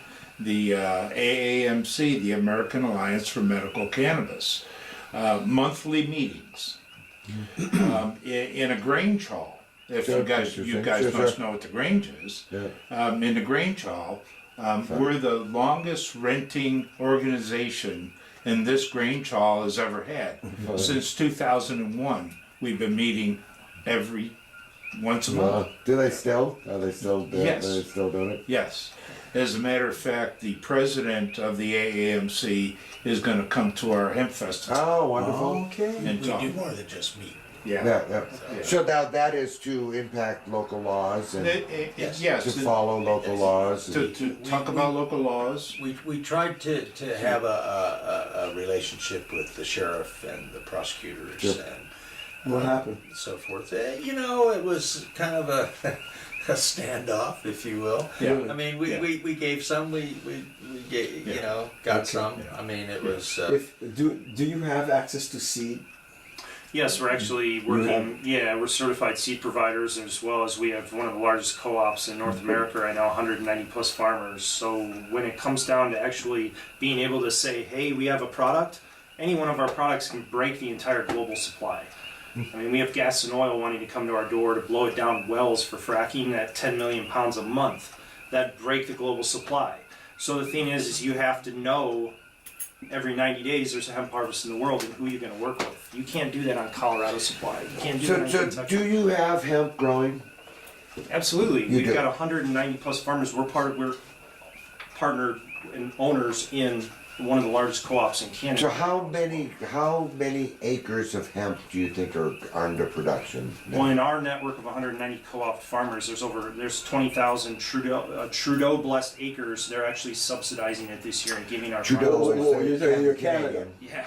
There's no American acreage that you Show me are- the processing that can be able to produce an end product. Okay. Show me the laws that can justify it. So there are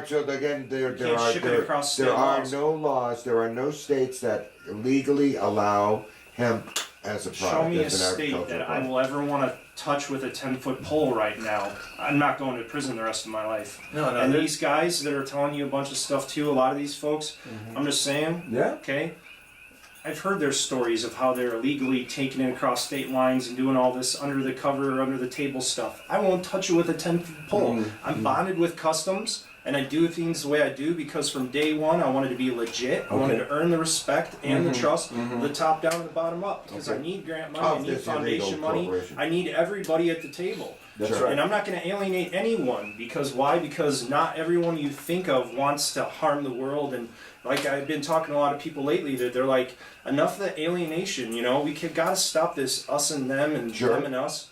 We've got to talk more about what ties us together and less about what separates us. That's how we get past where we've been. Yes, agree. yes, You know? yes. However, we need to break the law. Well, We need to actually, and maybe not all of us are going to have the little pickaxe and and malama and do that. Yep. We need to actually. It's not breaking the. It's breaking the statute. We need to live lawfully. Yep. We need to, we need to honor the covenant. Yep. And so, I'm asking you if you have seed that we can plant. Absolutely. And the You other do, thing is, okay. too, is But wait, I let just me want to understand. mention there's Go ahead. 6 different plants in our vocabulary for when we talk about the bioeconomy. And we, over 6.5 years, we're one of the only hemp companies in the entire country that has a bank account, is licensed, insured, and can operate legally. Okay, most of these guys were teaching at the event about what to do if you don't have access to banking. Well, we operate in a legitimate, we're filing right now, we're a B Corp, we're doing everything transparent, we're rated as good for Grand Rapids. we're doing Can you everything explain transparent. explain just Transparency is how do you we, get it from Canada to Yes, you? transparency. Isn't that crossing? Are you crossing? Yeah, because it has to be international processed to a spec. line to a certain thing. Yeah, So otherwise you the can put government it in considers powder. it illegal, and interstate commerce is not allowed right now. They're trying to refine that with the farm So bill. what do you get? What do you import? What do you ship in? Do you ship in a plant? Do you We ship build in a platinum powder? LEED certified homes with hemp, and the only place to get that is literally from processing our partners who can produce construction grade material. So you bring in. We have Hemp Solutions Holland, Hemp Solutions France, Hemp Solutions Mexico, Hemp Solutions Canada. Yeah. We've got Spain, Portugal. And they a make bunch of other 2x4s? countries. Is that, am I understanding? You can't do 2x4s with this. This has been used as insulation, OSB. We've got varnish, paint, solvent, So they stucco, chip it up you and name make it into plywood. And, Yeah, but So the is thing that is what that's you a few take? years out right now. so it's You know what I mean? so I'm trying to understand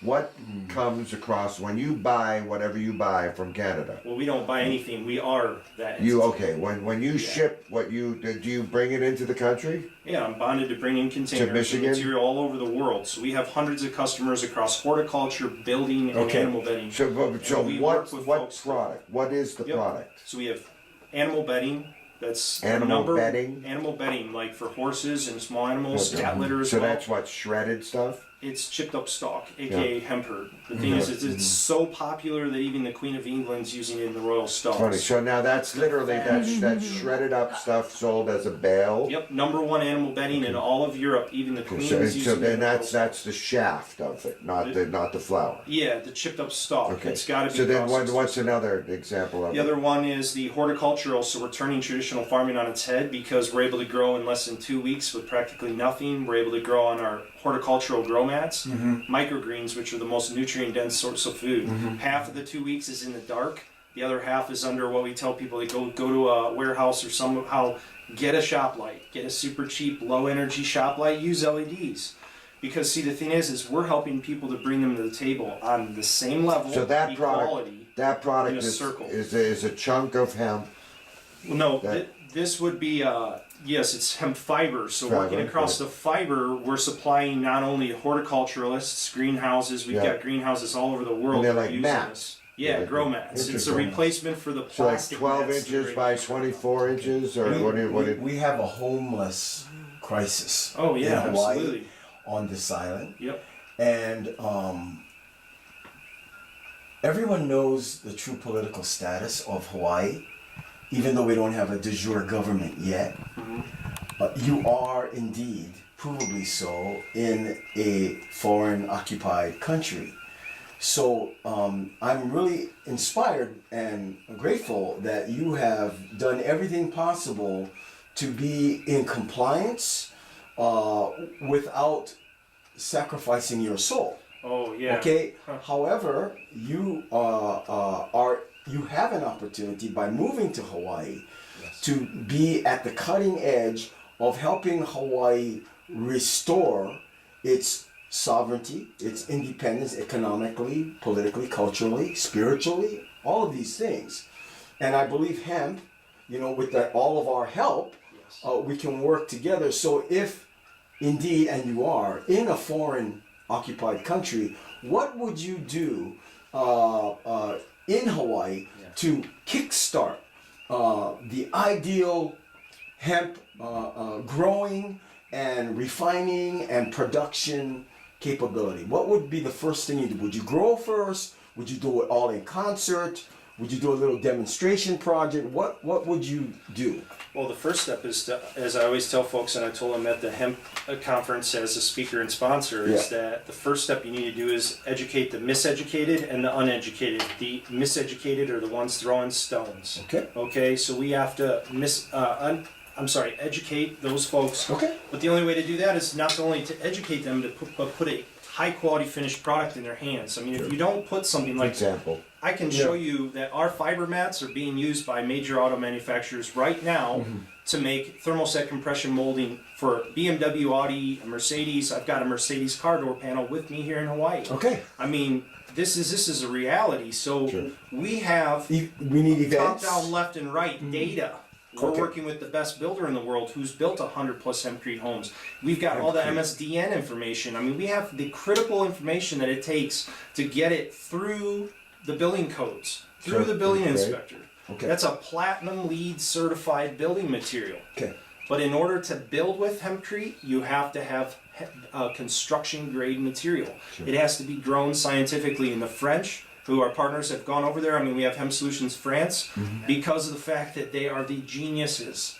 They've been, Jack Hare talked about, in his videos as well, about how they're absolute geniuses with building, but they'll tell you if it hasn't been uniformly grown, uniformly retted, because the sugars, lignins, and other things in there have to be perfect. Okay. Yeah. Otherwise, your whole wall system's going to fail. Yeah, you said that. That's fascinating. So what we're looking at is what I would suggest is a multi-tier thing. We cannot push farming into these islands just yet because you have to, as Alex Whiteplume of the Aloha Nation in the Lakota has been talking. He's one of the tribal leaders that has been rated since the 90s for planting hemp on sovereign land.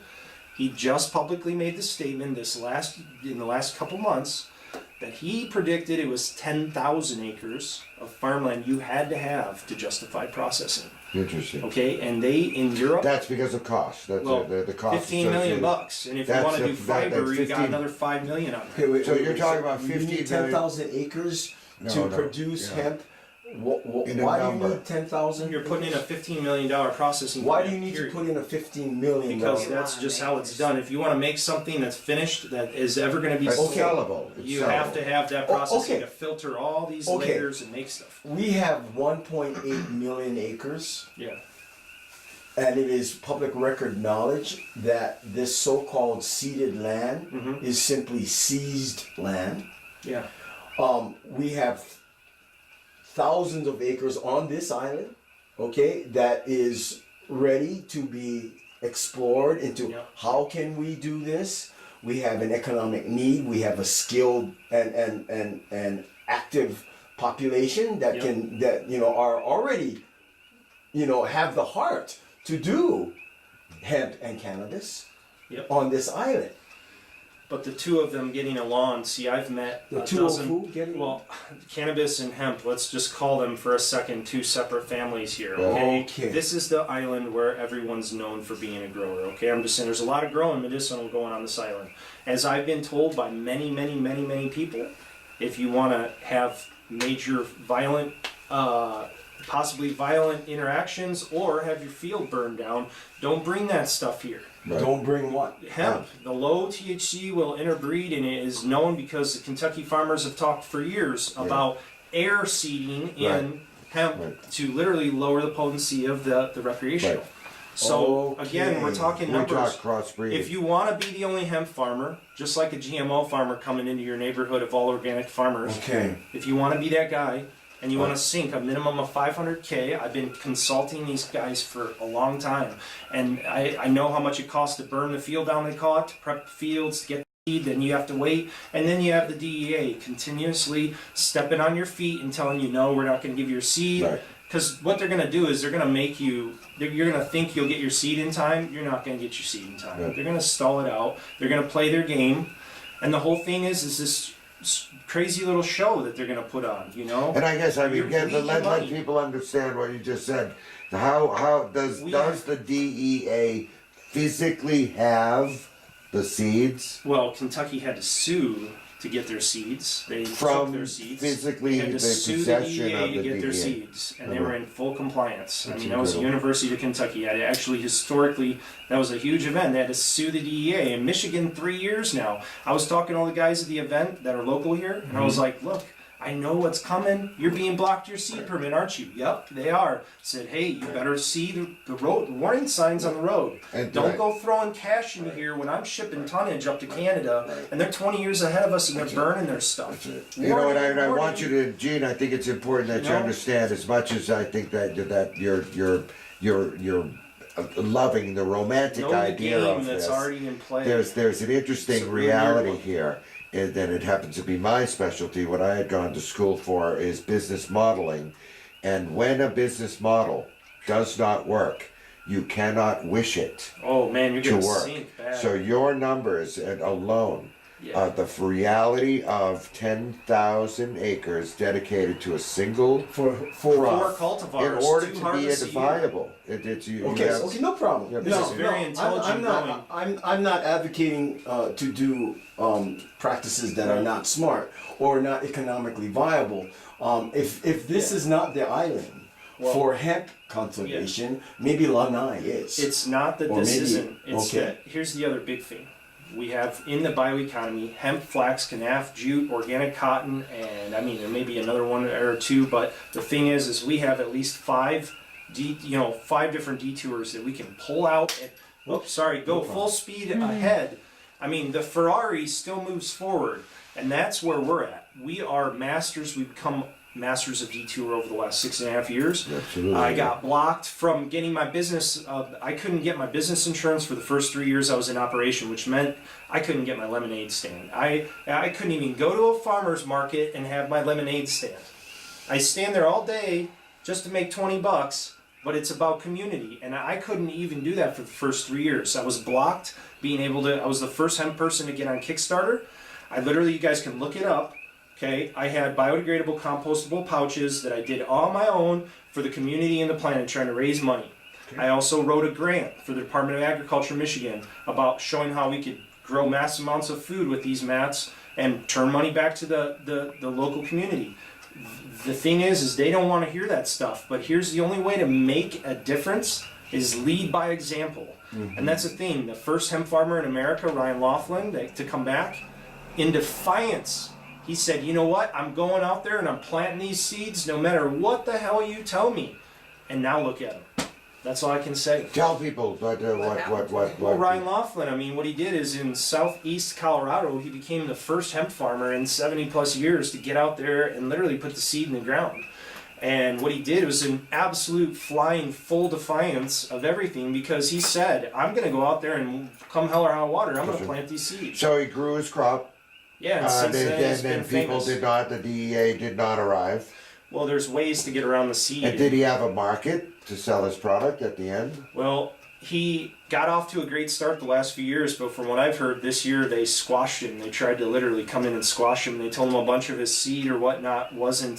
They're trying to screw with him again. I mean, the whole thing is you look at Alex Whiteplume again, sovereign land. He goes and plants all this hemp. They come in and raid him, and then the thing is that every one of the outsiders from the tribe, like normal people in society that literally tried to provide those seeds, their lives were systematically destroyed. Well, I mean, completely. You look at who gave the seed and you watch the story about who gave the seed to Alex Whiteplume. Those guys come with huge stories about how their lives were systematically destroyed.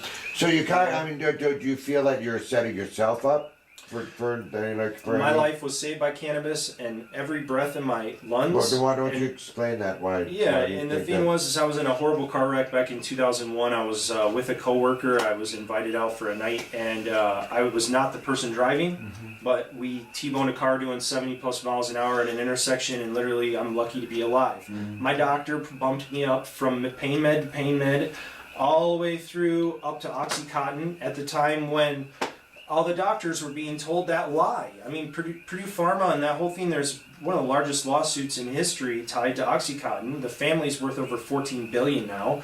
And they sold it to doctors and myself that it was for people with chronic pain to take it long term and it wasn't going to be detrimental. If I take it more than 2 days, I get severe withdrawal effects. I'm twitching and shaking and sick and everything. Well, and Phil would know, certainly, firsthand. Horrible.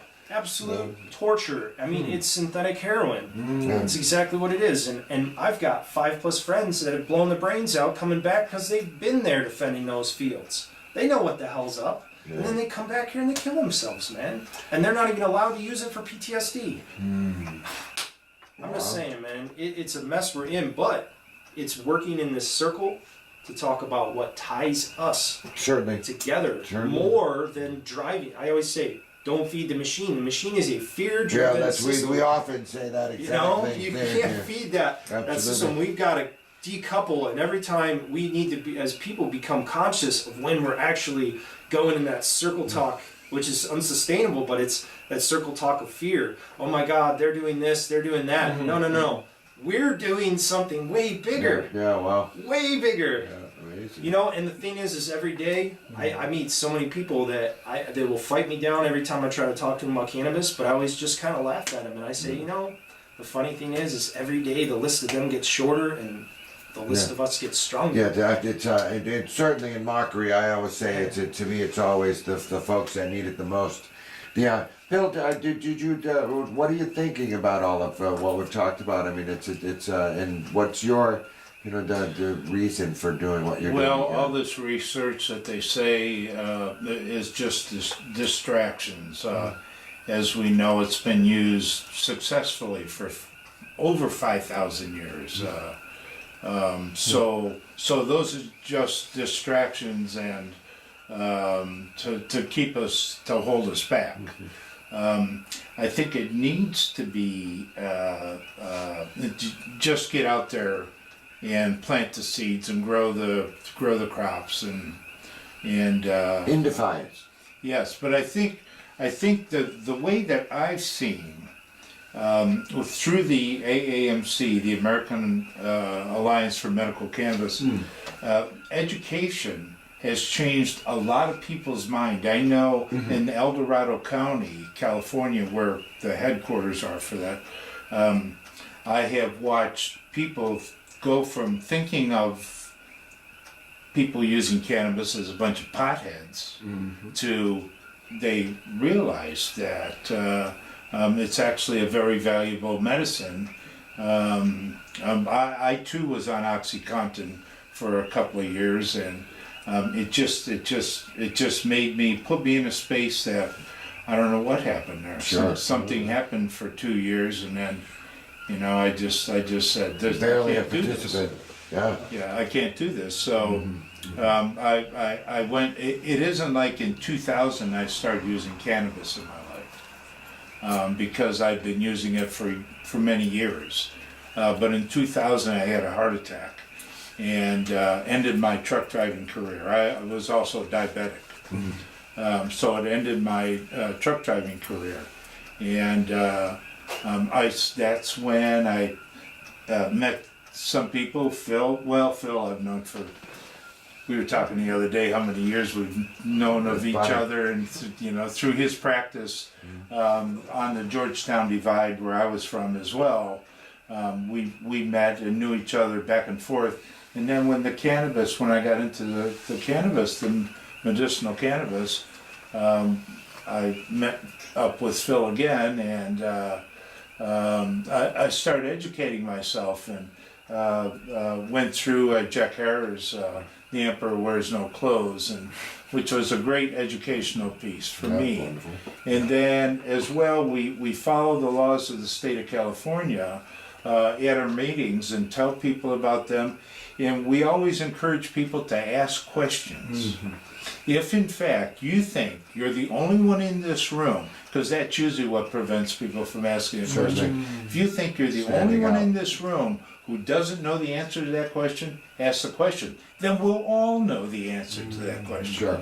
And we always tell people, if we can't answer it this time, we'll look it up, we'll find it out, and we'll bring you back the answer at the next meeting. Yeah, yeah, which is great. And everybody learns. And everybody learns, Yeah, you very know. much to be educated. So I'm a firm believer, and I think that this hemp festival that we're going to do at Uncle Robert's in Kaimukalapana on August the 18th is going to be educational as well as entertaining. Sure. Which the Ki'ilio Ma'alu family, that's what they're all about, is educating and entertaining. Yeah, absolutely. They use the entertainment as a tool. Absolutely. Auntie And G beautifully.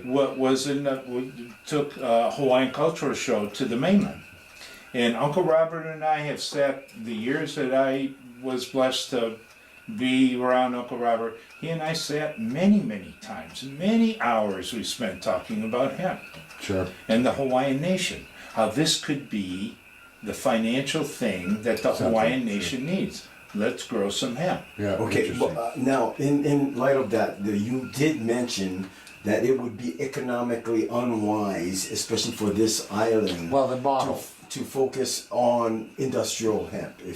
Well, the that thing what is you- it's already established as a very strong high THC variety of cannabis strains. So, from the medical don't side want and the and- recreational side is how you would rather focus. Yeah, and Well, for the, this the, the island. difficulty is that the pushback on the island to anyone, if you found a spot, 10,000 acres, you fit the model, Right. you figured it out. The pushback From the is people going growing to be medicine. from the medical or Side. Like, put it this recreational. way. Okay, So okay. flax, canaf, jute, and Okay. bamboo. Bamboo's growing all over the place. These are other roads in the bioeconomy that can be done right now without. I mean, the thing is Okay. what we need to do is we just need to be open to utilizing what's in our natural environment Very instead good. of trying to bring things that aren't native here or trying to work with things that just aren't a fit. Work with what we already have. Okay. You know, Okay. and just because like in building, we have to talk to folks about transition materials. Of course, we want to get away from carbon intensive things like concrete and aggregate. But the thing is not everyone has access to lime and all these Surely. binders and materials because of their geographical locations. So Correct. bamboo, like he's got on the pole there, I mean, it makes amazing shirts. Yes. The other thing is that cotton, okay, if it's grown organically and properly, hemp shirts and things, okay, 45% organic cotton, 55% hemp. You'll always see that blend. So it's got to be married, coupled with some other fiber that's in that bioeconomy, whether bamboo, flax, canaf, jute, all these different things. So all I'm saying is, absolutely, hemp is an excellent thing, but based on your grow time, your photo period here, and based on the already presence of medical, Okay. you know, we have to look at alternatives Sure. and boosting Let's the go. legalization, getting away from the stigma, allowing for that to flourish. Because here's the thing, in Michigan, I have to drive 45 minutes each way. I have to go to the state capitol. Why? Because in the state capitol, they allow me as a medical patient access to safe medicine. There's 90 dispensaries in the state capitol. There's none on the western side of Michigan. Right. So I have to go to the state capitol where all the lawmakers are just to have my medical rights.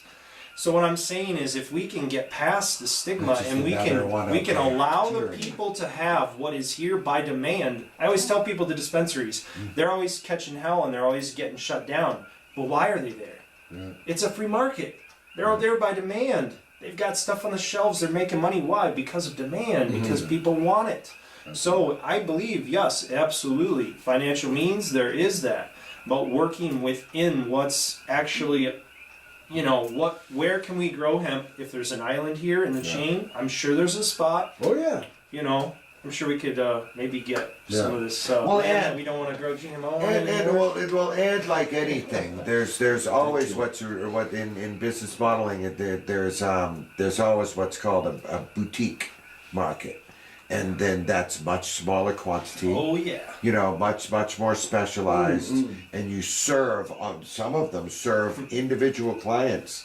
You know, they where and it gets ridiculous. It gets, you know, like, I mean, where, and the value is associated with the purity of it, the hands-on of it, if you will. You know, like the you know, personal care of each plant is, you know, is almost, Well, you know, from a where it's medicinal side, like Preston, that's still Preston was possible. talking about growing basically cannabis that has very low THC. Right. So it has the oils, it has, you know, all the other aspects, but yeah, so I don't think, I know, in fact, that we are not lawfully held accountable whether the THC is high or low or what. I mean, that we are held accountable, but we are not lawfully held accountable to that. So this is the conundrum that we face. This is the conundrum that we can solve by, you know, good communication, transparency, aloha, respect, but also being strong in saying, you know what, I cannot backpedal on certain aspects of law, real law, that you are trespassing by your color of law. And let's examine your claim, whoever you are, whoever I am, right? Let's bring forward claims respectfully, and let's back up claims with facts and evidence of science, you know, of testimony, of truth. Yeah. And so if we do that process and we do that inclusively with aloha, I think we can, you know, avoid violent revolution. Yeah. And we can make this a healing journey of untangling all of the unlawfulness and heva, as the Hawaiians would call it. You know, that and exists. Gene, much to you, but it's a great segue for because of the healing of it and growing of it, and keeping with what you were saying. Great information, actually, James, about that odd. You know, you just wouldn't think that competition of lessening the high quality. Of what's They're very here serious. with it. But the reason that I wanted to, that I think it's a great segue is that, Phil, do you think that I mean, and will your thing be about, from what I gathered, from the last one with Prescott and with you as well, that their hemp. There's a hemp plant, again a strain, associated with a very high cannabinoid count, which is one of the things, if I understand it correctly, correct me, about the medicinal application of it. Yeah. But then there is, and then the super low THC. But there is a medicinal quality to the THC, and then do I understand that? It turns out that that's a very complicated question. This is an extremely complex plant. There are probably 60 plus different cannabinoids. Oh my. Cannabinoids are 21 carbon chains that are unique to the cannabis plant. The most common one is tetrahydrocannabinol, THC, followed by cannabidiol, CBD, and then the others are more minor. We know that our endogenous cannabinoid system, and by endogenous I mean all of us as mammals, have an endogenous within us a cannabinoid system that we rely on for our physiology. And we know that the receptors that we've been able to identify so far, as James said, it's the most common receptor in the central nervous system.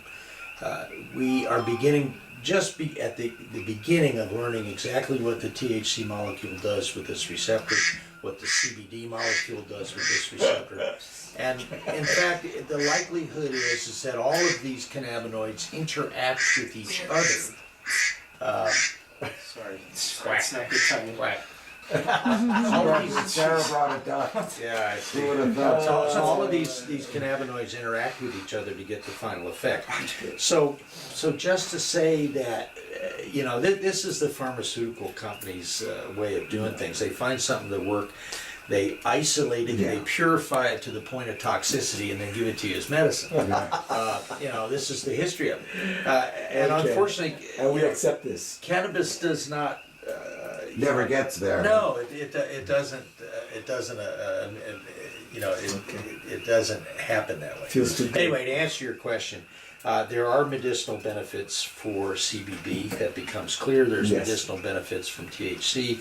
There's medicinal benefits that accrue from both together. We are just, as I say, beginning to manipulate the cannabinoids to find out. And I think what's going to happen, the future is very exciting from a medical point of view. I think that somebody like you is going to be able to come and see a physician who's knowledgeable, and you're going to say, I have inflammatory bowel disease. Okay, and your doctor's going to be able to say, oh, you need cannabinoid combination X52. Oh, wow. It's got just enough THC, it's got just enough CBD, and we're going to add a little cannabichromine because it helps with secretion or something like that. Sure.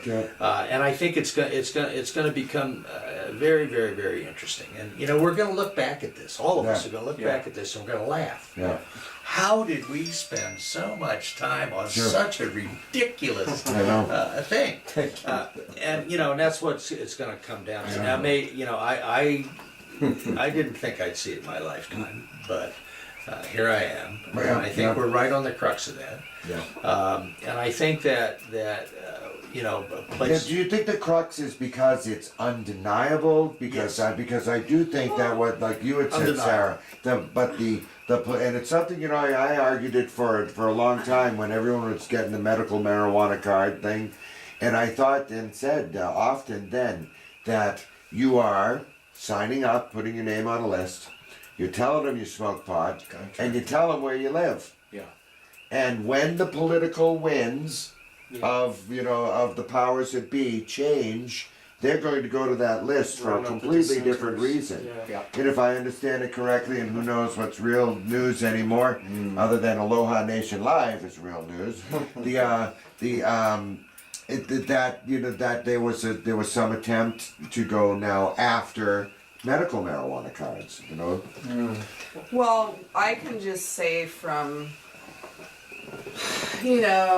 being a consumer for years, perhaps recreationally and then medicinally, and growing it, getting busted for growing it and losing my home and having to go through the judicial system and having to end up buying my home back. Yeah, right.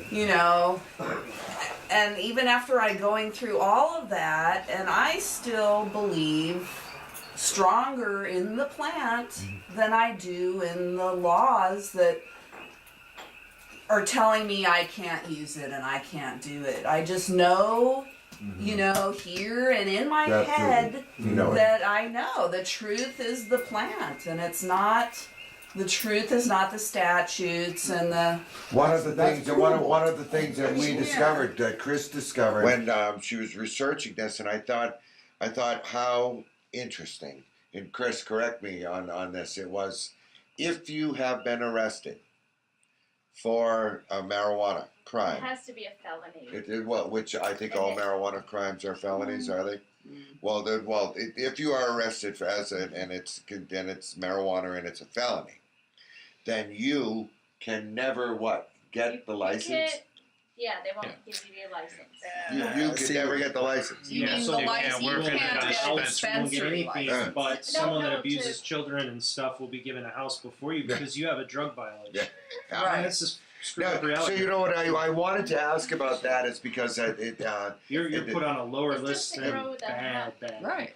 The to get the applicant to apply to go to Hemp. This They is won't Pam. use This is the- Pam, everyone, who is Pam. also one of our Thank you. behind the scenes wonderful folks. Can't let me. She makes extraordinary coffee, which is a different drug. We'll do a different show on that. Go ask Bob. God help us today when there's a bunch of coffee zombies That's right. running Wasn't around it funny? in the Like streets. I Would you like another cup? I will, that yes, one's please, still thank you. good. Actually, it's funny because I was as an interesting side. There was a time in where they're looking into another show in the future where it kind of skirted around the Civil War, and there was a time when the ships were stopped from going into the South, and they ran out of coffee. Oh man. So they started making coffee out of okra. They started making coffee out of it, and it was known in slang as Confederate coffee. And isn't it funny? Like the invention, right? The mother of invention. But I think that what's going to be interesting, and again, there's going to be an event that is La Lima Pahoa. Sponsored, and Phil and Billy are part of it, and Right. I think are you going to be James here for We it? would love to. I mean, Maybe this if is you're still here. a big protector of human rights. I mean, first and foremost, and of the earth. I mean, the standing, well, I call it the silent nation, as the indigenous people would call it, those who have no voice to speak up. Absolutely, and that's part of what your reason for doing this. It's August 18th. August the 18th. Yep. Kaimu Kalapana Uncle and Roberts. Uncle Roberts. At the sovereign of the Hawaiian Kingdom. The Hawaiian Kingdom. In the Hawaiian Kingdom, which is an interesting, that whole topic all on its own. That's You know, right. I want to give a we'll little talk about fast plug out because we've got some sponsors already. We've got, La Lima Paho, we're just volunteers. We all get together. We all do this for free, but we do get some cash from some Pahoa businesses. Yeah, we got Lava Shack, Puna Growers Supply, Serious Coffee has committed, Island Naturals is committing, and also... a friend, we got a Super Kenny gave some money this morning, and a guy on vacation at Uncle Robert's 2 Wednesdays ago named Andrew.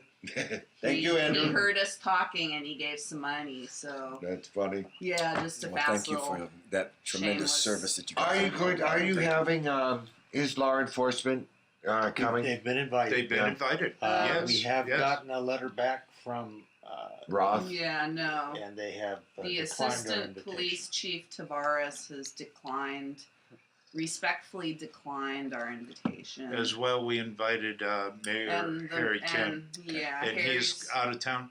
No, he has prior statehood. His prior stuff. obligations. Yeah. Mitch, I haven't heard back yet. I did leave a message and sent him the information.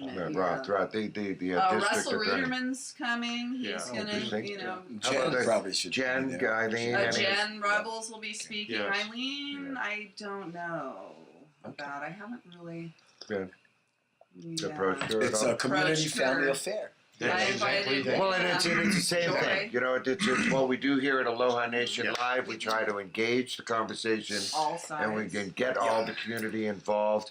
So, but there's still great pushback from law enforcement. Huge pushback from law enforcement. You are getting kind of an interesting roundabout way of using and selling hemp products, but you are creating the product is actually grown outside of the country. You bring it in as a different product. No way to dispute the materials that we bring to the table. I mean, how can you dispute a Mercedes car door panel? Sure. Increase the strength of the car door panel and reduce the weight of the door.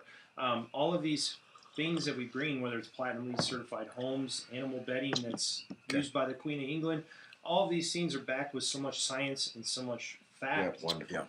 that's what it takes to turn the tide right now, is not just working with hemp, but we're working across a holistic circle. Yeah, it's And that's the thing. extraordinary. So we will, And so you are. Why don't you tell everybody the website where they can get more information? So hemp-solutions.org So you guys can look us up on Google or anywhere on the web, Hemp Solutions USA. And the thing is that we're also working with hempdance.org. We founded this last year again. Events with a positive message and impact, bringing together the farmer, the chef, the healing arts, the musician, the artist, every single person in this holistic circle to come together to create a shift forward. Hemp dance? Hempdance.org. Hawaii. Good idea. Hemp dance Hawaii. So now going off of the Hawaii conference that just recently happened, that is also that has some momentum and it's still rolling forward with events coming up in different parts of the country. Are you attending those? Well, the thing is the event was really a side note to us because we've already had Hemp Solutions Hawaii in the works for a while. We've got distributors down the West Coast right now. The point is that we're here as we're working with 5 different politicians. Without mentioning names, I mean, they've come to us because they seek interest, because they hear us talking about termite-proof homes, ag solutions that are so game-changing, it's unbelievable. I mean, we come and bring a minimum of 5 different huge game-changing ag solutions. We're able to create, hemp is a material that can literally float on water and absorb 5 times its weight in oil, be then run out and reused. So, we're talking oil boom material, we're talking runoff material, environmental material, we're talking about phytoremediation material, odor control, animal bedding, cat litter, you name it, deep litter method for chickens. I mean, wherever we look, hemp is superior to all of its competitors. It's competition. Absolutely. I have a question. You're talking about all that for here in the state of Hawaii. Yep. Are you going to import it all? Well, the thing is we're working with about 5 different crops here. And we're actually working with... So are you going to import all the hemp? That's what I'm asking. Well, until there's a way to produce that material here, then we have to, and that's a fact. Okay, I understand that, but yet to me, I think you voiced some opposition to growing hemp here. On this island. Because the model doesn't work. Just so you know, we're here by demand, so we were brought here by the people and by the locals here to be here on this island, working with about 25 different farms, the biggest ag, the biggest groups. Bring solutions, bio-based solutions. Not we're specifically specifically here to help the environment. We're specifically here to help we found ourselves on positive impact. We're mission driven. We're a low profit corporation. Okay, low profit means that we're not out to be profit driven. We're mission driven 100%, always have been. You were talking about jute, bamboo. Yes. Alternative. Jute, Because what he was saying, and it was what I was talking about, is there's a business model. Every business has a certain setup that be based on what it costs to be in that business in order to break even, fail, or succeed. And because of their requirements, the perimeters of the hemp industry to be realistic, to be viable, the requirement is a minimum of 10,000 acres of raw product from growth to a finished product, and then a 15 million or so, and that's today's dollars, $15 million facility that can then take that 10,000 acres of finished product, grow, and process it into some sort of product. Into something.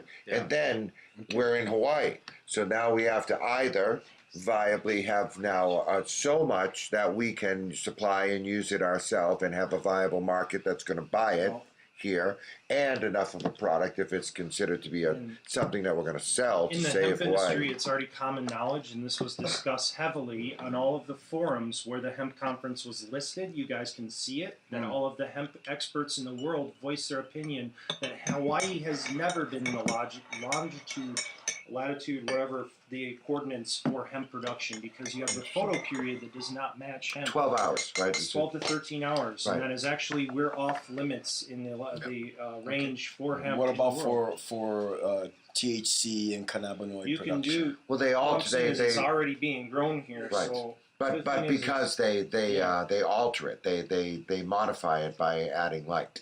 Well, and that's the thing that is, are missing. medicinal is you're going to want to grow it in controlled environments, ideally, because you're actually growing medicine. And what I've seen on the mainlands, being a card holder in 5+ states, I've watched this evolve over the last 10+ years in all these states. And the thing is what I've seen is that you can want to grow it outdoors all you want, but guess what? In states like I've been in, all of a sudden there's giant bug problems, and all the old-time hippies will tell you, I've got 70, 80-year-olds that come flying out of the woodwork that are just hanging on me going, this was never like this before medical was here. Oh my God, now the bugs are bad. They're systematically making it so only the expensive growers can afford it. Can afford to grow. Because you see the buildings. Being honest, know what you're up against. Yeah, but you see the warehouse spaces. You know, that you see pictures of the warehouse. You know, the warehouse. They're going to create biological issues for you, so that only the they already did. The wealthy survive. What are they called? Nanoids or what are those things? Oh yeah, there's a variety of you get So you're saying that people were introducing pest problems? Absolutely. We've got, if you go around Grand Rapids right now in Michigan, you'll see almost all the trees are completely covered in spider mites and all kinds of infestation. Why? Because of the growers. Because they're actually targeting the growers, and everyone knows, it's common knowledge, that they're actually doing that to us systematically because they are making it so only the expensive grow operations can stay in business. Well, they did that here when they're a thing. Just know what you're up against. We want you to know, and I appreciate I'm reality. That. I've been there. I know what's happening. Thank you. And you can try to grow it, but who are you going to sell it to? But when somebody comes to you in the Hawaiian market and says, "I need 5,000 pounds," do you have it? No. Right. Can you build with it? No. Can you make it into a finished product? No. Okay. I mean, it's an interesting issue. It's much bigger. So you're not homespun. You're not growing a couple acres of hemp out in your backyard. So what would you grow in the world market here? Well, the thing is we have already come here, been brought here as Hemp Solutions. But the thing is we work in the bioeconomy. So what we've already done is to help create economy, because we work across positive impact at the social, economic, and environmental levels. So we like to say we see, right? So we're across social, economic, and environmental. How do we help Hawaii, and why are we here to help Hawaii? Because we're bringing CANAF. CANAF. Game change. Okay, CANAF is? A higher fiber producing per acre than hemp in many cases. CANAF. Yep, never had a prohibition, and it will outgrow. Spell that for me, please. Spell CANAF. KENAF. KNAF, okay. KENAF. And it is native to where? It's a bast crop. It's a southern state crop, typically. So the thing is it's growing. Nobody knows about it because you can't smoke it. Yep, exactly. But guess what? We are here with that, and we're working with some of the largest suppliers now and getting research plots put in place. I can't give any more details. Okay, but the point is being able to demonstrate now to the largest producing companies in the world that we can do. We can intertwine these bioeconomy crops right down the rows of their GMO and their other stuff, and basically within a generation or two, we're going to be able to turn their entire farming on its head. Why? Because we already know that a good farmer grows healthy soil. Everything is a byproduct. Sure. Well, everything is a soil. Everything else is a byproduct. Yeah, and that's what we're bringing is hemp. Why is hemp the number one phytoremediating plant? It's not because of just its root zone. It's because of the microbes that live along its root zone. It's because of its deep tap root going down, breaking up, causing it's breaking up the soil. It's storing nutrients. It's like self-aerating. It's fascinating. That's one of the biggest sellers with our animal bedding line is that we have farmers that say, guess what? When we go out and we put the chipped up tree bedding down on our fields, it depletes the fields of nutrient. But when we throw the hemp on, it adds nutrient to the soil. Yeah. That's because the microbes, it's their ideal source for like breeding. Okay. It's the lignans, the sugars, and all these different scientific things that are in that core. That's what makes hemp the best bioremediator in the entire world. It's the unison, the synergy of the roots with the microbes. And that's totally new to everyone in farming, believe it or not. I love it. Yeah, so there was an interesting thing Chris had found, and again, Chris, help me with this. If I see this is within the Hawaii government. There is an industrial hemp pilot program. Is that correct? It's gatekeeping, man.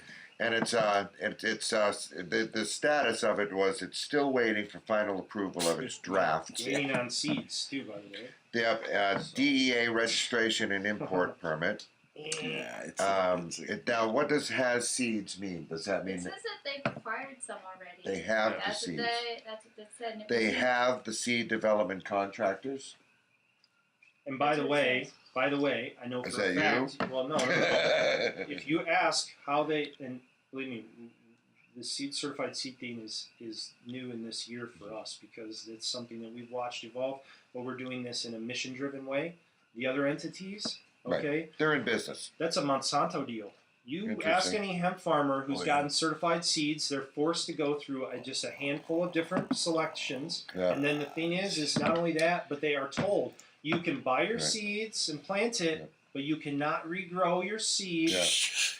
Yeah. That's the reality. You cannot. You have to buy it again. Well, I think actually when we had Preston, Sarah was you were very concerned with them because Preston lightly touched upon the patenting of seeds of certain strands. We've got on our website hemp-solutions.org/patents. So if you go on Hemp Solutions website, you type in the search patents. There's 3 plants that are patented: Ezekiel, Midnight, and there's another one. And it's a high THC, low CBD is patented. It's a 1-to-1 is patented, and then a pure CBD. So they've patented 3 plants, and we've got them listed on the website. I'm just saying. Yeah. You go look at the research. Okay, so they're patented. They're patented. These patent protections are in America. Yeah. Is that correct? Well, yeah, and it's also Jerusalem, Israel. Yosemite University is the main person on this as well. Okay, so in America and in Israel, they're patented. Yeah, and GW Pharma is a Great Britain, but they're all listed in there. You'll see exactly who's running. I mean, it's a handful of people every single patent. Oh, this is same as the military-industrial complex. Oh, yeah. Yeah. Okay. So I put in there, I mean, I went to a lot of effort to put that together because, again, I know I've been a target since day one. I have nothing to hide. I'm doing it purely out of this is why I'm here. Sure. You know what I mean? That's why I'm going to keep defending. And we appreciate it. We really do it. And actually, let's wrap it up so we can let these guys get home and stuff. But it is Aloha Nation Live. The show this evening has been all about this hemp, and we have Sarah with us from La Lima Pahoa, that is, and Phil and Billy that are doing the show on in Kaimu. It's a program in Kaimu on August 18th. It's going to be an educational program. It's all day long. It's free, I think, right? And, free to the public. And then there will be all types of folks that are represented. You'll be hopefully doing a lot on the medical parts of it. And if we get him to stick around, he'll be out there. He's already canceled his return flight. I can see it. Oh, he's home. Billy, thank you very much for coming. I appreciate it. For this. Appreciate it. We have to get the word out. That's what we're trying to do. Roger, thank you so much for all behind the scenes work. Thank you. Chris doubled this evening as another camera person. Thank you very much. So it is Mr. James Novak from Hemp Solutions. Yep. USA necessary. Not even necessary, just Hemp Solutions. Yeah. Okay. Yep. And Billy Levan, thank you very much. We appreciate you coming. Dr. Phil, thank you very much. I appreciate it. All the information. Sarah, thank you so much. And it is Aloha Nation Live. We are broadcasting live on shoutcast.com. And we are now streaming on Facebook on Aloha Nation Live as well. Thank you so much. See you next week. Come back and see us. Great job, guys. All right.